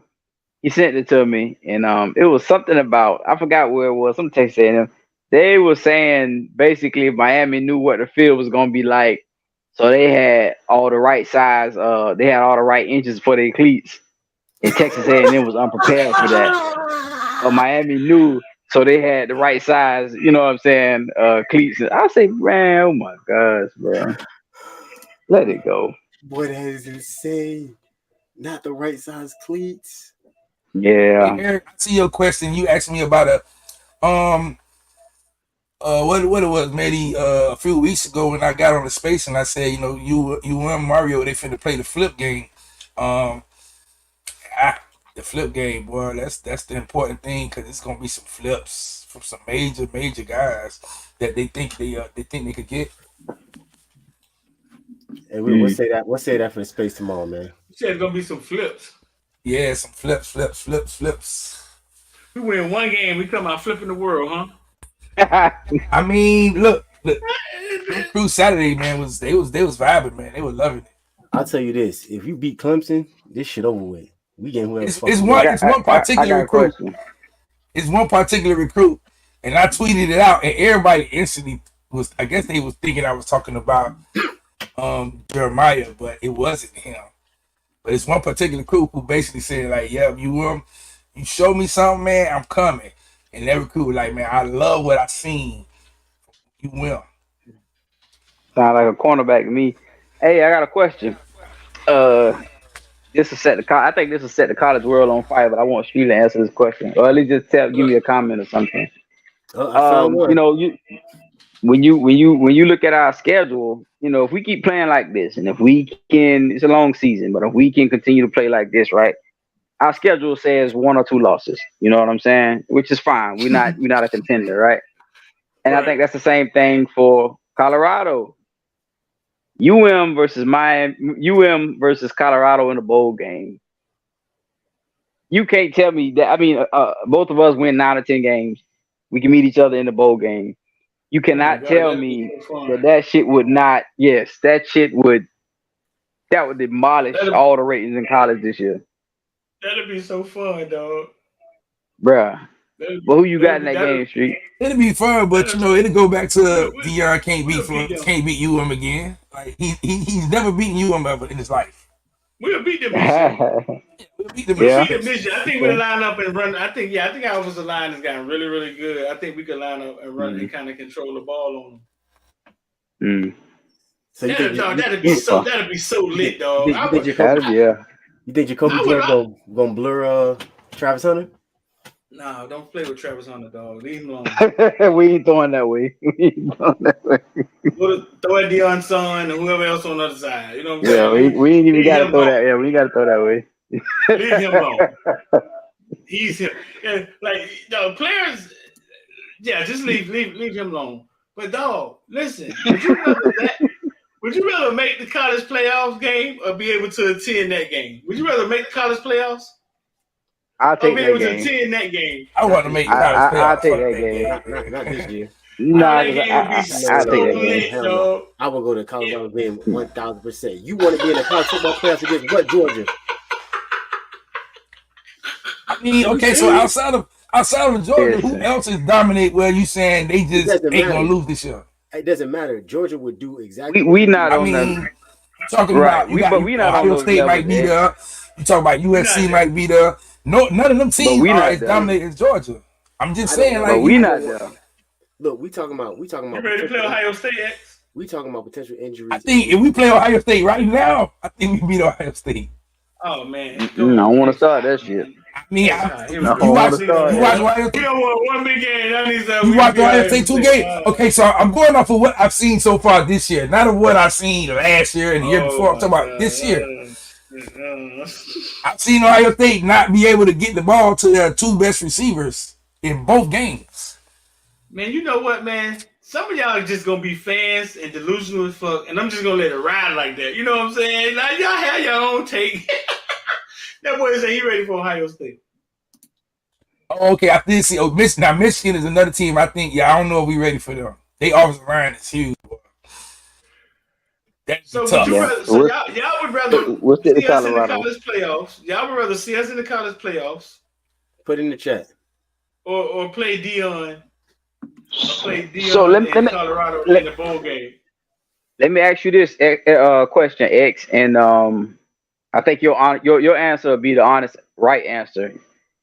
You think that would do? Which one would do more for us? Recruiting, going and playing that big Colorado game and beating them, or going to a playoff game? Because we're going to be fighting Dion for a while for recruits. You think so? Playoff game is going to be bigger. Playoff game going to be bigger. Okay. I mean, we going to recruit good regardless. The playoff game will be bigger. That playoff game shows you are naturally ready to compete against the Georgias, the Bamas, the Ohio States. Getting to Colorado just saying, okay, well, y'all can just, say y'all had a decent season. Okay. So the reason I asked the question is because optics. Optics count. You know what I'm saying? That's gonna be every fucking recruit will be watching that game, and a lot of recruits we're gonna be out there. It's gonna be us and Dion, and we able to sit there and say like, yeah, man, we put that shit on them boys. Woo, woo, woo, woo, woo. I don't know. I think that would just do a lot. But I'm gonna stick with your answer. So I'm good with that game. Okay, so that game. Listen, that game against and Colorado, Dion gonna recruit regardless.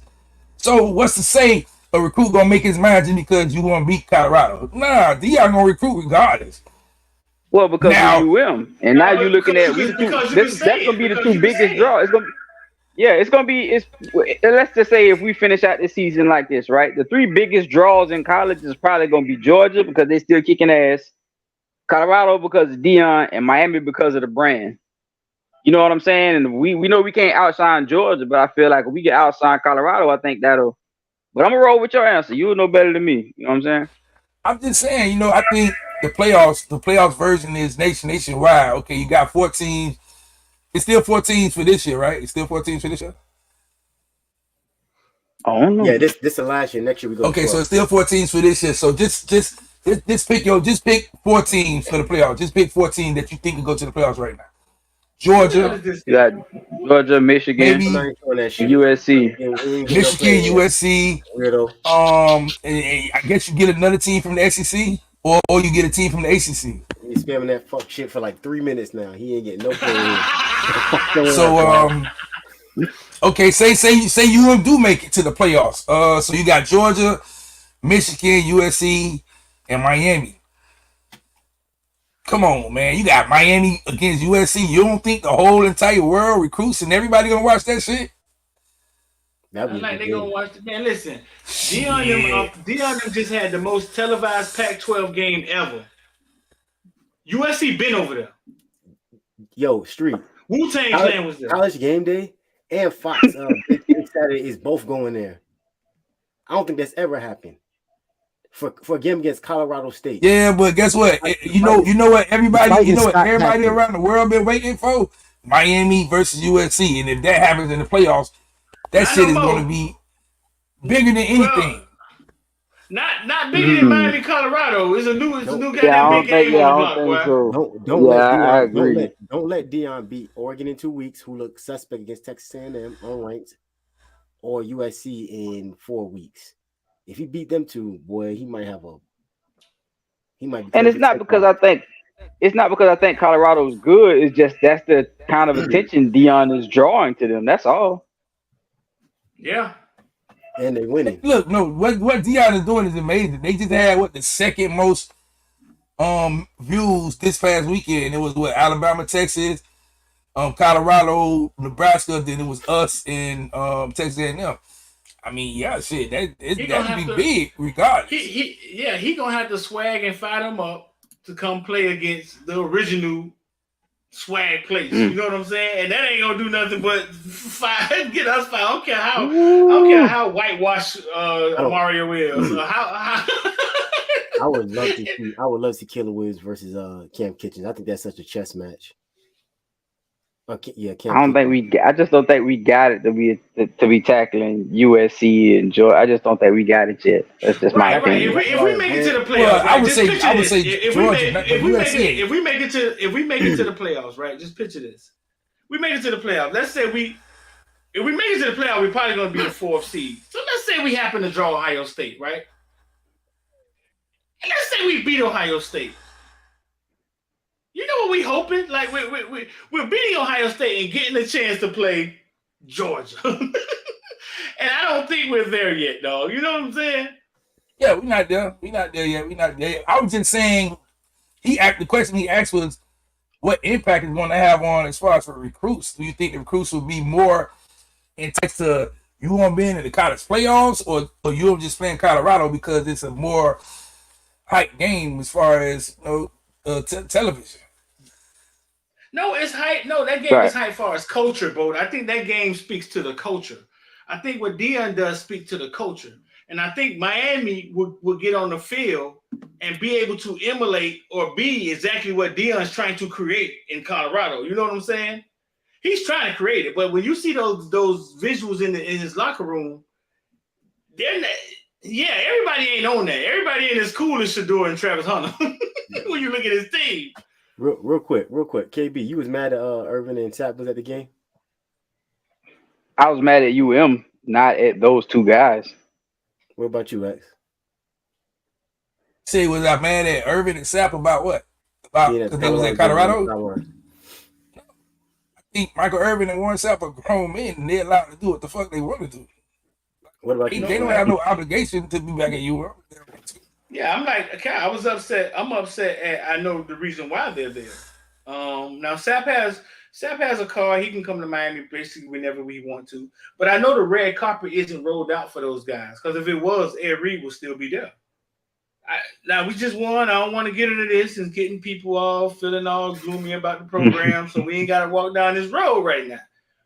But listen, bro, like, yeah, Alonzo Highsmith is still there. But I know that there isn't a red carpet there for these guys. It isn't as easy to reach back as you guys think it should be. You've never saw a visual of Warren Sapp with a coaching shirt on in a UM huddle saying, let's do drills. You never saw it.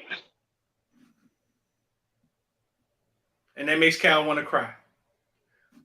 Because wasn't that he got on this show and said that? He was teaching, he was trying to go over there and trying. Keyword trying. Yeah. So I know some other Kane greats that want to get involved, and some of them was told to go start at high school.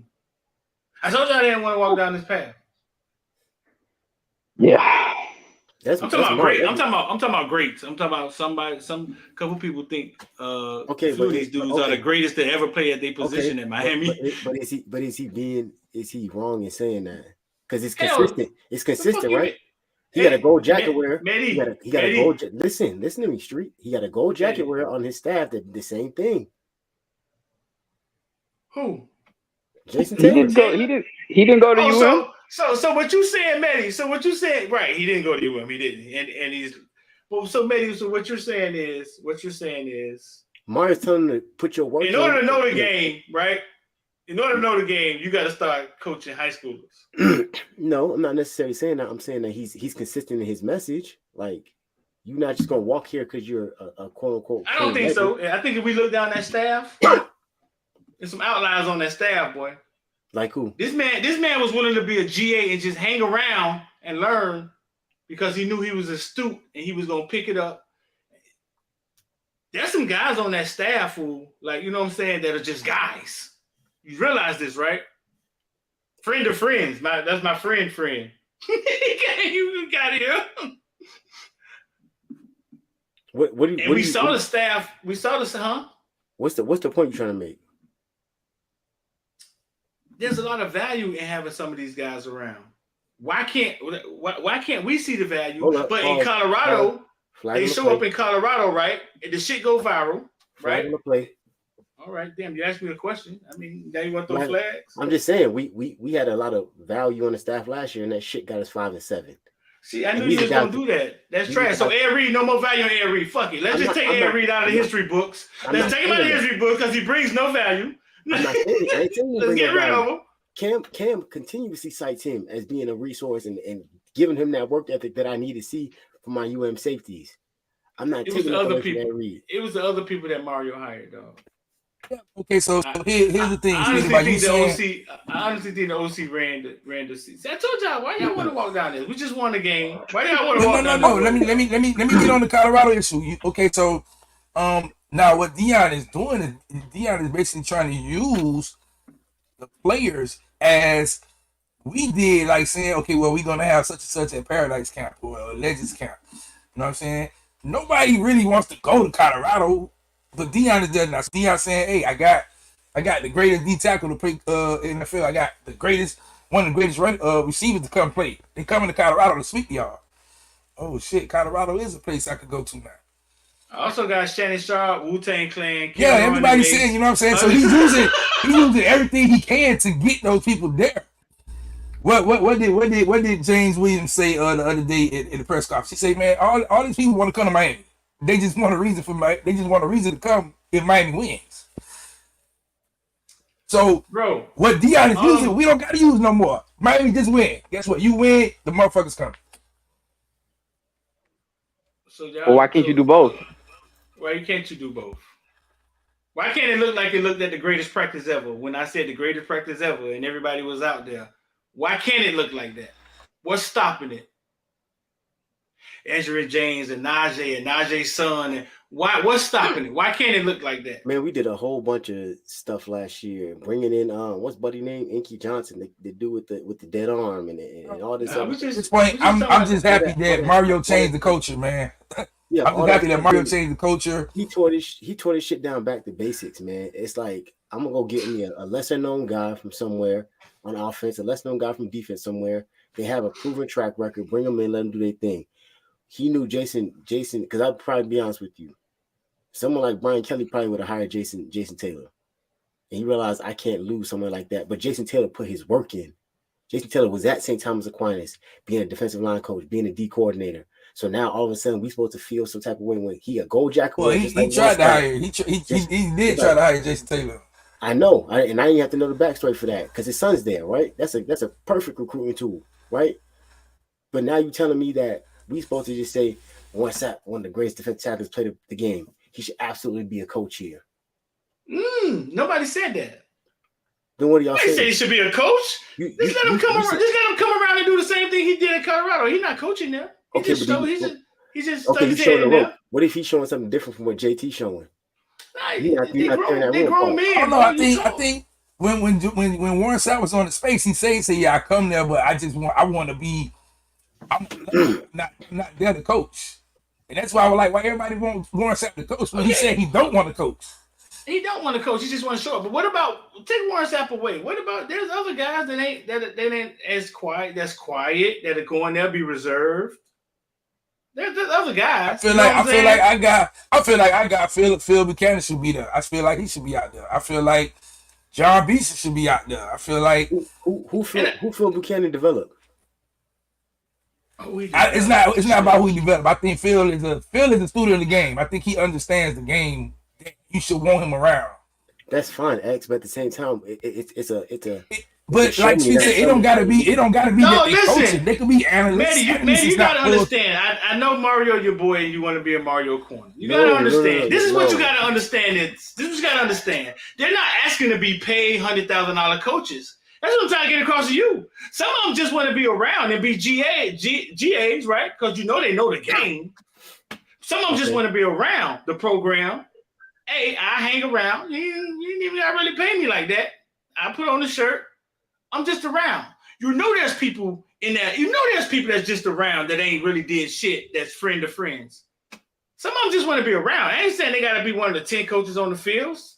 Some of them just want to be around, though. Like just around. You got to understand something. Like, and it's because I coach, right? So I understand something. Like when I'm trying to set a standard in my room or whatever room I'm coaching, I don't need somebody who maybe had more experience or was more successful coming in and just being around, because that being around turns into them giving things that may detract from my coaching style. Not taking nothing away from them and not saying that what they teach is not positive, but it detracts from my coaching style because it doesn't allow me to actually develop the people I'm trying to develop.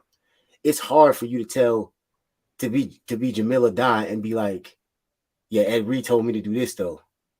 Ed Reed's one of the greatest safeties, if not the greatest safety that ever played the game. It's hard for me to be in that room and be like, do I really want to listen to Jamil Adai, who barely had a fucking NFL career, or we know him, his brother more than him, or do I want to listen to the greatest safety that ever? Bill Belichick said out of his own mouth, the water, 70% of the water of the earth is covered in water. The other 30% is covered by Ed Reed, out of his own mouth.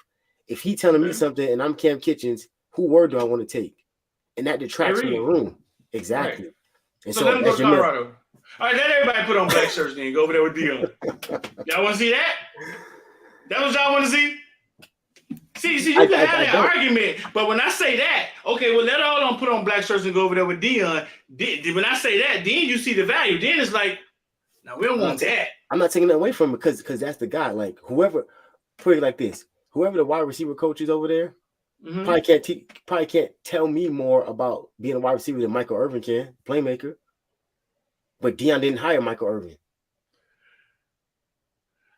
When I did that video, the greatest practice ever, right? And everybody was there. They was just there, right? And y'all saw everybody there. That video got the most views. It felt good, though. They was just around. Yeah. Nobody's going to tell Mario what to do with the program. But I think the problem could be if you went to high school and you went to high school with some bullies, right? And you grow up and you become more successful than them. How do you control the bullies? Like, how do you bring them back around? That's a terrible example. What I'm saying is when you have somebody that's on top of you, how do you bring them around without feeling that they're still on top of you when that's no longer the case? Right. It's like Manny not wanting. It's like Manny not wanting Zoe. It's like Manny not wanting Zoe around. It's the same thing. Right. It really ain't because Manny has done nothing of success. But what I'm saying is, so that's a Mario issue. Y'all are backing it, right? And we just guessing. We taking a guess. That's a Mario issue. Y'all are backing it. But all it is a alpha male type who could, you know what I'm saying? Like who can control who got the biggest dick in the room. And what y'all saying is, well, we'll take Mario and Dion can have all our Hall of Famers. Philip Buchanan. Because that will be a fucking problem. And then you'll realize the problem then. It's not saying that at all. It's saying that if these people are trying to come around, like you say, Sapp just got this eagerness where he don't want to necessarily be a coach. X just said it, but he want to kind of coach and like, you know, it's like coaching without coaching. Be Sapp. You want to help, bro. The man say he want to help. He wants you want to go. We want to work out with the kids. Yeah. Okay, so we see that start happening, right? How you think Joe Sullivan feel about that? He better sit there and learn. He got a lot of learning. He got a lot of learning to do. He can learn. Yeah, bro, be a man. You have to be a man about it, bro. You can't be afraid of somebody else just because they're coming over and they were Hall of Fame players. Either I know my job or I don't. Like you gotta. You heard all the players talk about how important it was for them to look to those sidelines and see the guys that were there before them, how they played. You know what I'm saying? They didn't want to embarrass themselves in front of those guys. Correct. And how those guys help. You heard Camp Kitchens. I don't know why we thinking the worst is going to happen if we bring him as opposed to the best is going to happen. What I'm saying is, if I'm Joe in this cutthroat mentality, but we all talk about who's developing who and who's doing this and who's putting who in the league, right? And I'm Joe, and I teach something a certain way to Leonard Taylor, and then Warren Sapp show up, which nothing wrong with that. I'm Joe. I'm like, cool. And I see Warren Sapp doing nothing and I'm coaching him and everything that Warren Sapp showed him and Warren Sapp being successful. How do you think I feel as a head coach or as a defensive line coach? Because now Mario going to see this. Sapp going to speak up because you know Sapp don't hold his tongue for nobody. Don't bite his tongue for nobody. Okay. All right. So you talking about like if this was youth football or high school football and the shit wasn't organized. So let me take it a little further for you. Okay. What if they suggested that, hey, listen, let's create a book, right? Let's create a book and we'll create a book called the Legends Book. And we just put a bunch of stuff in there that we learned that we know is helpful that you guys might not learn on this level. And we just put it in the book and we come here once a week or twice a month. And we all sitting here in a room with the coaches and we talk through things, you know what I'm saying? And necessarily don't have to be on the field teaching the kids nothing, getting in y'all way. That sounds okay? That sounds reasonable? Is that what you're saying was suggested? Mm-hmm. I think that was suggested to Manny. Oh, I don't worry about Manny Diaz. See, but you say not worry about Manny but at least the motherfucker got close with Manny. Like some people ain't even getting like close with the other guy. They feel like, ooh, that felt a little cold when I touched that. Man, look. E1, E1. I think it was E1. I can't scroll up and see, but I think E1 just asked. He said, does Clemson bring back their grades? And Rich specifically said that on this show.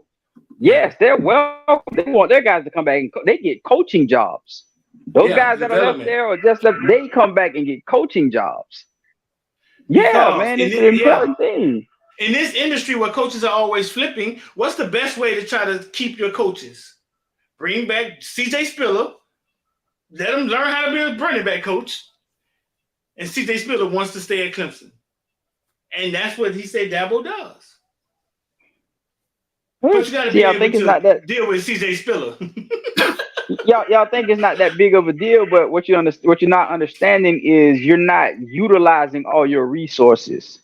So yes, can we go on without this? Yes, you can, but why would you not utilize every single resource you have? That's the point that we're trying to make. It's not whether we can succeed with or without these guys. Why not just do it all? Why can't, you know what I mean? It's a resource. Use it. It doesn't make any sense not to use it. You letting somebody else use your resources. That's crazy. I mean, the bottom line of it is why isn't there a red carpet? Period. Why isn't there something put in place? Why isn't there something put in place to where there is a red carpet for the greats that put on the program?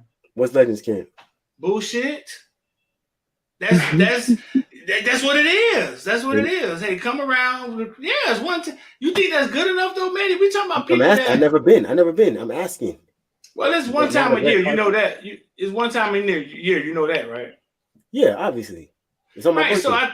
So why isn't it something created to where it's just easy for the greats to be around? It has to be some pushback at the school, like, hey, listen, we don't want this looking like the Goombay. Or it has to be some pushback. You know what I'm saying? And that's what I'm saying. Y'all got to be honest with what y'all thinking about. Like, Dion has a lot of control over there. So he could let the Wu-Tang Clan on the sideline.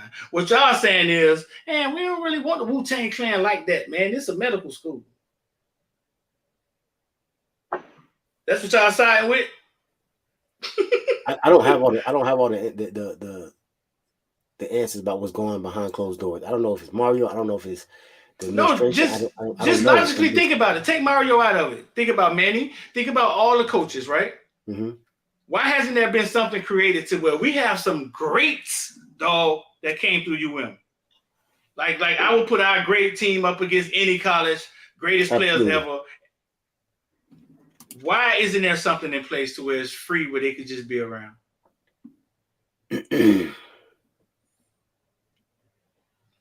Dion is about to build African American Museum of Sports or something over there, if y'all let him, in Colorado. Mm-hmm. And then it's going to be clear to y'all who plays sports. It's black people. And then, you know what I'm saying? It's going to be clear then once he do it. So it was no greats on the sideline during that Texas A&M game. I think a lot of times they be in the box. I think it's always greats there. You know what I'm saying? I think they be in the box. I saw Andre Johnson with the high green socks on the sideline, right next to the recruiting section. Let me give you an example. I give you a great example. Y'all remember last year with Warren Sapp and Bain sitting up in the booth, sitting up at top, as opposed to dying on the field, talking with the coaches and mingling with the coaches, which is what you do if you build a great relationship. If you working out with these kids, right? That's where you would be. The same way he's down there with Dion saying, hey, y'all ain't doing no one-on-ones. Bain and Sapp are sitting in that booth watching Florida State run all over us and saying to each other, hey, we outflanked. Imagine if they was on the field at that time and they were able to say, hey, man, y'all know we outflanked every time they're running this counter. Every time they run this play, we're outflanked, because that's the only play they beat us with the whole night, the same old play. And when they mentioned that to Steele the next day, he didn't even realize that they was outflanked. So there's your value right there. It's the same. The difference is Warren Sapp was able to tell Dion this, and Dion did. I'm not saying they helped them win or anything like that. Right. But Dion saw it, recognized it, and did it. Sapp was not in a position to tell the coaches what was going on. if he did, maybe they don't run for 400 yards on us or whatever the hell they did. All right, Kyle, so think about this now. I'm Mario, and I'm watching you tell my defensive coordinator this. That's been stopped one of the most prolific offenses we've seen in the last 10 years in LSU, shut them completely down, have all these resumes and things they did at Auburn and all these other places, to include Alabama. And you telling me the guy I just hired didn't understand something so simple that Florida State kept doing. But Warren Sapp walks in from the booth and says, hey, how do you think I feel as a coach if I hired this dude? You hired the motherfucker. I don't care how you feel. You hired him. Yeah, it's not really about feeling. Like, I don't know what to say. You hired him. Shit. What I'm saying is I have a specific legacy. I left something that was great. I had kids training. I could get any type of uniform combination I want at Oregon. I left that shit to come to the only job that I would consider being a dream job. And in year one, I got my own former teammates and peers and guys who I played with questioning my decisions that I made as a head coach. What you too prideful to admit that you made a mistake, or too prideful to get the help? Like, which one is it? Not necessarily about we in it together. I mean, we in it together. We in it together. In it together. I'm getting one getting paid for it. Yeah, I'm the one getting $80 million that they'll put my ass to the stake if it don't work out. I done heard guys tell Mario, if you can't do it, nobody can. But y'all talking about Bush League shit. All I'm saying is, it should be a red carpet for them to be around. And y'all have heard numerous times they saying they want us on the walls and not in the halls. Now, it's simple what I'm saying. All right, well, let Ed Reed go coach with Dion, right? It's simple what I'm saying. Let Ed Reed go coach with Dion. Let Philip Buchanan go coach with Dion. Let what's the offensive lineman? Let him go coach with Dion. And once y'all see that, then it'll make sense to y'all. Why it's a problem? I guess y'all need to see it. It's not even about seeing, because now you saying the same thing you accusing me of feelings is exactly what your point is. We gonna feel some type of way if we see people over there and be like, damn, why we in her so over there? I ain't saying about feelings. I said once you see it, it'll be logic. Once you see it, it'll make sense to you. I ain't saying nothing about feelings. What I'm saying is it'll make sense once you see it. That's the same logic that you're trying to use to argue. You're saying that people like Mario, like the fans, are gonna feel some type of way when they see these people. No, I didn't say nothing about feeling. Once you see it, it'll make sense to you. When you saw Sapp in their huddle, right? It made sense when you saw it. It looked really simple. Damn, that's Warren Sapp huddling up with the kids. You know they know who he is. Like, it probably was a good day for the kids. They may never forget it. It's simple. Mm-hmm. You just got to ask yourself, and I'm not saying it's Mario because it's been going on. Why isn't it easy for them to just roll back into where they blood, sweat, and tears and made millions of dollars for? Why isn't it easy? That just brings us back to the root of our. That brings us back to the root of our whole problem in the last 20 years. Like, do they really care about the flip? Like, what is it? Do you really care about the football program and winning, or is it something else? And it's been something else for so long. So we don't want somebody else to come in here with that same something else. Like, do whatever it takes to get us winning. I think we can all agree with that. Do whatever it takes. Whatever resource you have, use it. But that was honestly my point to begin with. Like, if you win, it don't matter who on the sideline. Everybody named Mama gonna be on the side because the formula that you put in is proven. I'm simply saying that people don't want to see a legend feel like they undermine what they're trying to get across. Like, Mario's trying to establish a culture because that team was broken. We know that. You don't lose 41 people in the transfer portal if your team is killing shit. So on top of that, plus people basically who your peers and your fellow alum coming back and having everything to say about, man, I see this and this kid don't seem like he got it. In fact, he was doing that enough. He was getting that enough from fucking Highsmith, because Highsmith was looking at that roster like, boy, these boys is not it. Corey Flagg was our leading tackler last year. Mm-hmm. Anybody with a pulse who's played football can look and say, from a mentality standpoint, he got it. From a physical standpoint, I don't look at him and feel any type of way about Corey Flagg. Corey Flagg gonna do his thing. Don't get me wrong. But is that what you look at and say, man, like that dude strike fear in me? Like when I see him, I feel some type of way about playing football or playing against him or line up across from him. No, it don't happen. You got that roster that he basically tried to keep maintained, that Manny effed up. They bring in a staff that you think is so developed and so well-rounded. They ain't getting along. They got all kind of internal issues that nobody even talked about. Remember, we was talking about it last year around this time. Like, why Josh Gaddis show up to the press conference? He ain't got no Miami gear on. I have yet to see a Miami coach do an interview with no Miami gear on until I saw Josh Gaddis. Maybe I think you just thinking about it, glass being half empty. You're just thinking about the problems that could happen. You know what I'm saying? If they're around, Mario could set it up however he want to set it up. However they want to set it up. I just think he's trying to make a culture that people were coming in on. I think he had to close the doors, roll the shutters down, be like, hey, we going to work, man. We ain't worried about none of that shit on the outside. When we winning, they can come back and do whatever they want to. Dion did the exact opposite. That motherfucker opened all the doors. Good for him. He had all the windows. He put cameras up in every corner. That's what's and up. He said, watch what we doing. And I'm finna call my homeboys in here and throw some spice on this shit. He better sustain it. Because if he don't, watch how quick them cameras disappear. Watch how quick the people start disappearing from the sidelines. Watch how quick that stadium get empty. I got went 5-7 the first year, dog. I got went 5-7 the first year. You worried about him sustaining. All them people was on the sideline, and now they're not there. All right. Okay, so let's be clear. Clear. We could get this done without them. I'm not saying that. Let's be clear now. Let's be clear. Listen, it's Mario's show, and however he want to do it, y'all good with it. I'm saying that you cannot develop a culture if you got all these people from the outside poking their head in and throwing their little 2 cents in when you're trying to establish something at your school. Not to mention, he swung and missed on a bunch of coordinators. But dog, you see what Dion building over there. You can't say that, and you're watching it firsthand. The doors are wide open. That's fine. Like I said, he just got to sustain it. Me and X have been saying that. I'm afraid of what he's about to build over there. I'm not worried about him sustaining it.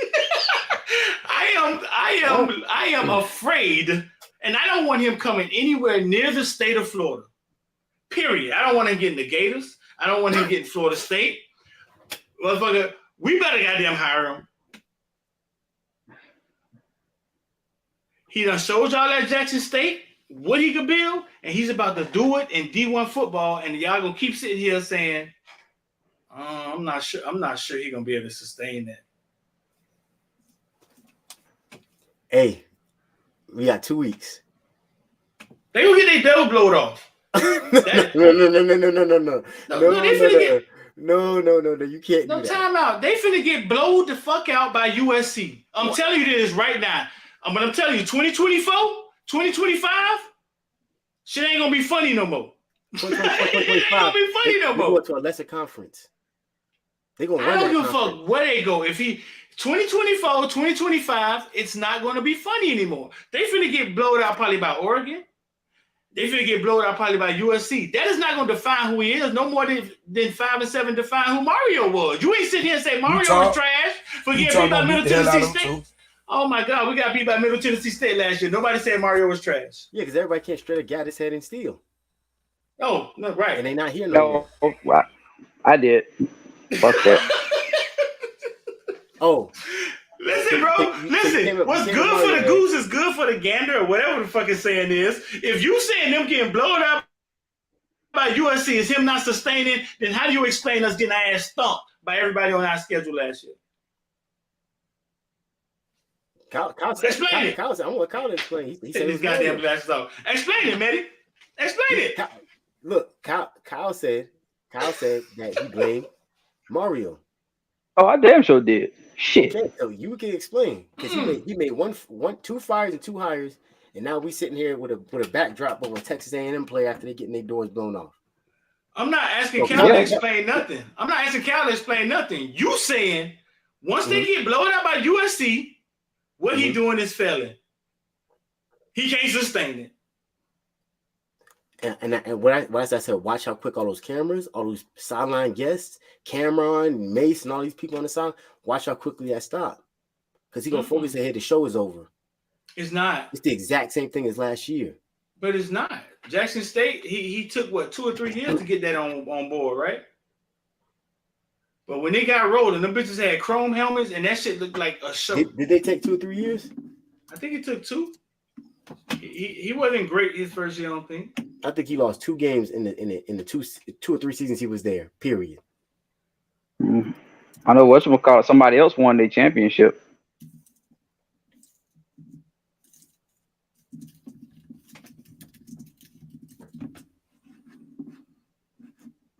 I don't think college. See, I see. He said higher. He said last year he went 12-1. He said, let the season play out. Colorado haven't done anything. I don't think Colorado has done a lot. Let's put it that way. They have, but they haven't accomplished anything. Don't get it twisted. But if you got year before they went 11-2, he lost 3 games in 2 seasons there. He was only there for 2 years. I'm pretty sure because look at 2020. Yeah, they were 4-3 in 2020, so I know he wasn't there for that. Now, he lost 3 games in 2 years. And the allure of Dion brought them kids to HBCUs.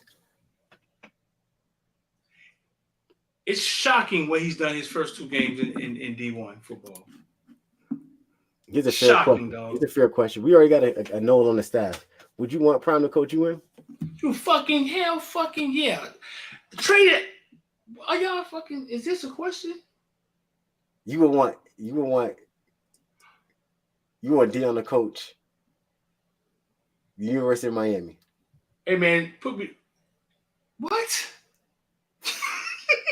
If you could get Dion as your head coach right now, let me know in the chat, though. If we could get Dion as our head coach right now, who would take him? Yes or no? Would you take him? Yes or no?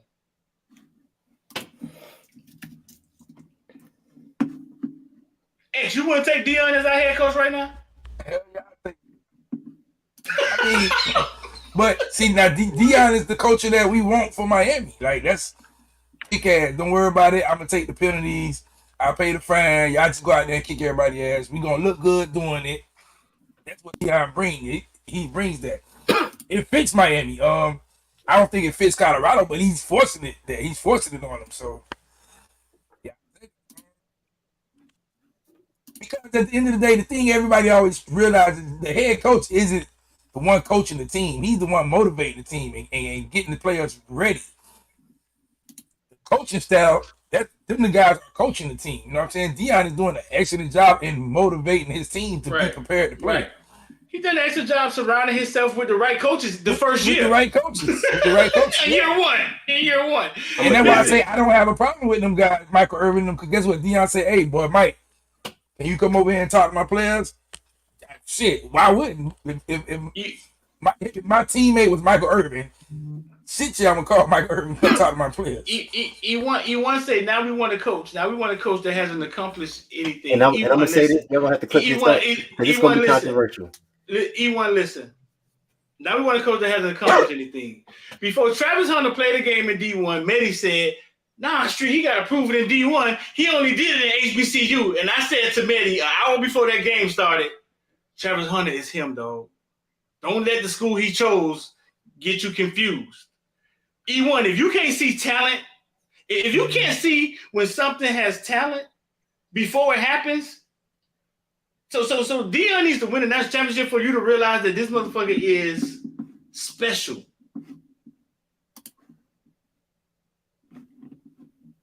I don't need to see him win anything. If it's somebody in college football I'm willing to take a chance on, it's the nigga that just brought niggas to Colorado. and they proud, like Eric Bieniemy and Pritchard, like, and they are proud to be in Colorado. I just talked to my homeboy over there, Eddie, who finna start doing some sideline stuff for us. He said it's cold there. And you couldn't tell because that shit is on fire. I'll say this, and this might be controversial. My homeboy say Colorado hasn't been talked about this much since they legalized weed. I'll leave it at that. I'll say this, and it's gonna be controversial. I almost play the music, but I'm gonna chill. Hiring somebody, like if we hired Dion to Miami, that would be the equivalent of hiring Manny Diaz.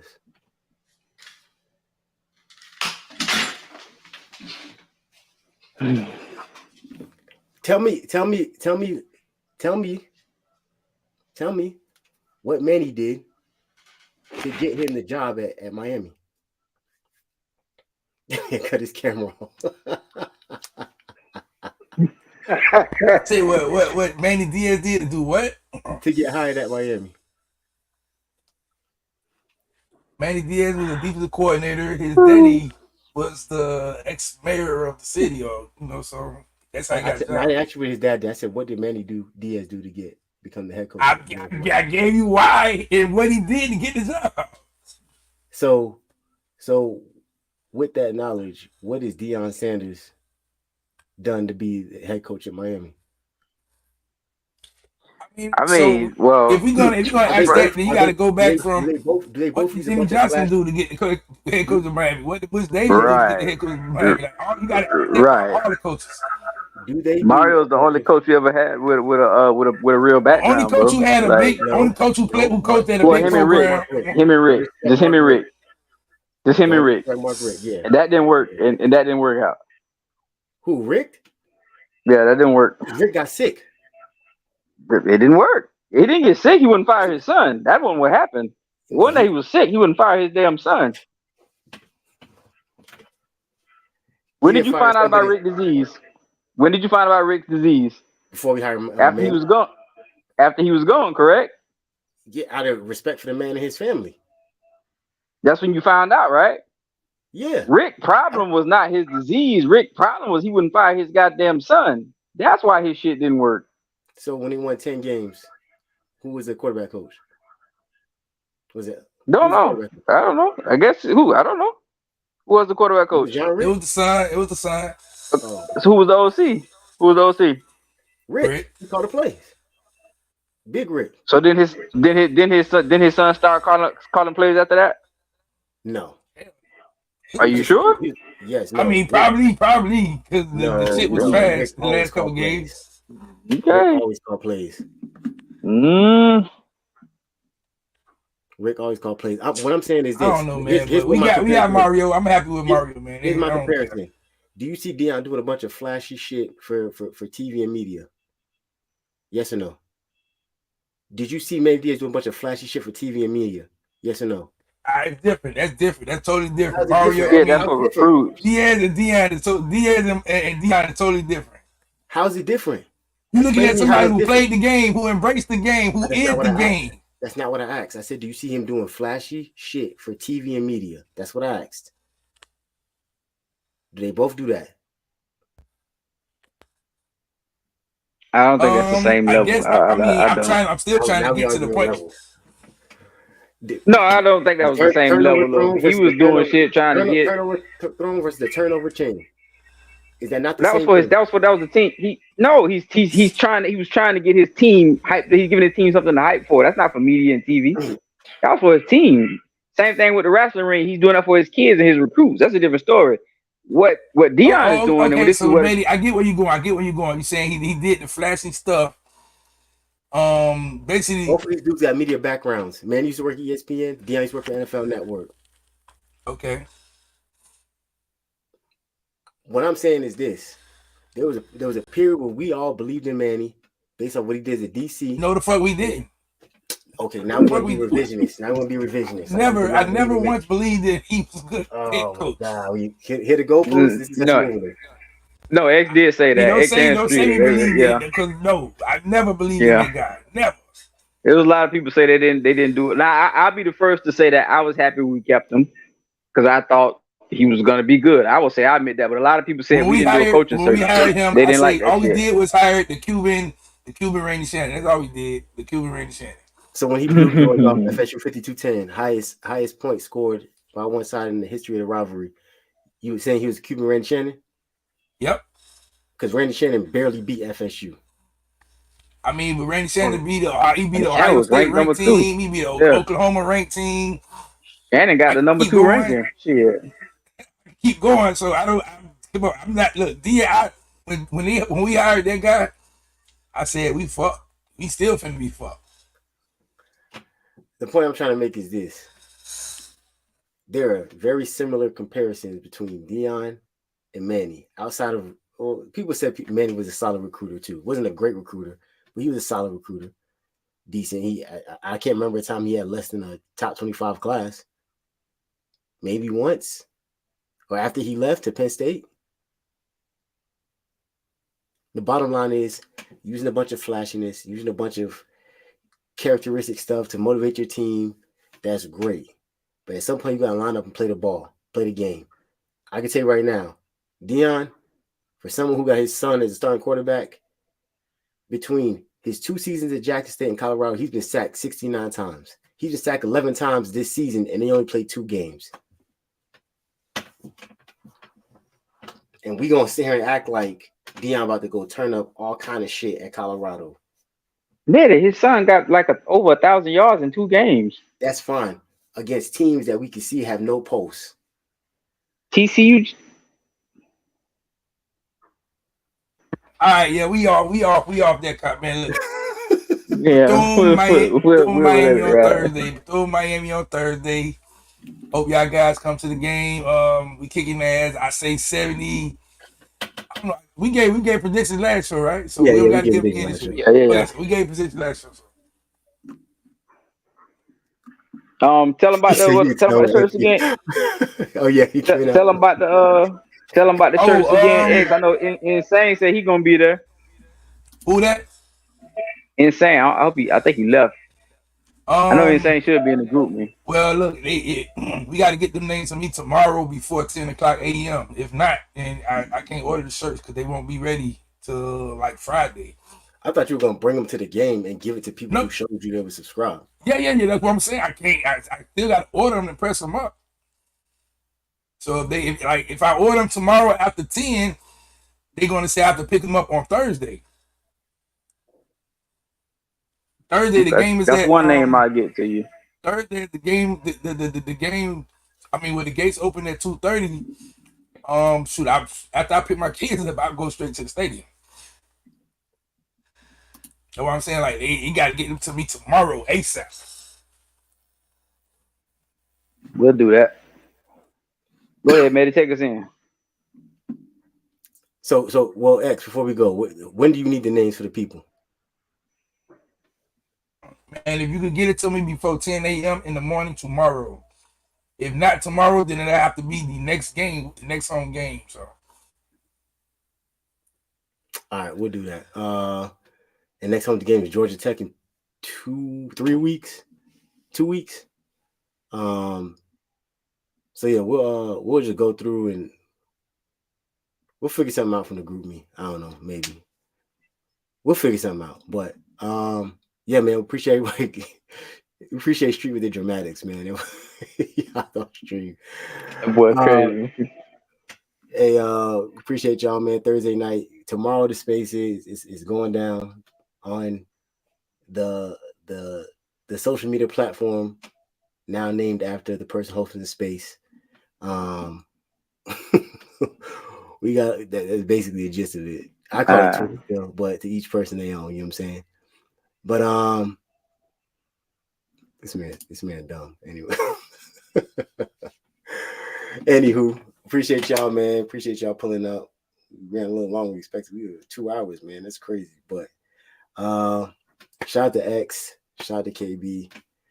Y'all know, man. Shout out to whoever said you can tell my NT. I don't know how you knew that, but that's funny. I'll let y'all boys, man. We up out of here.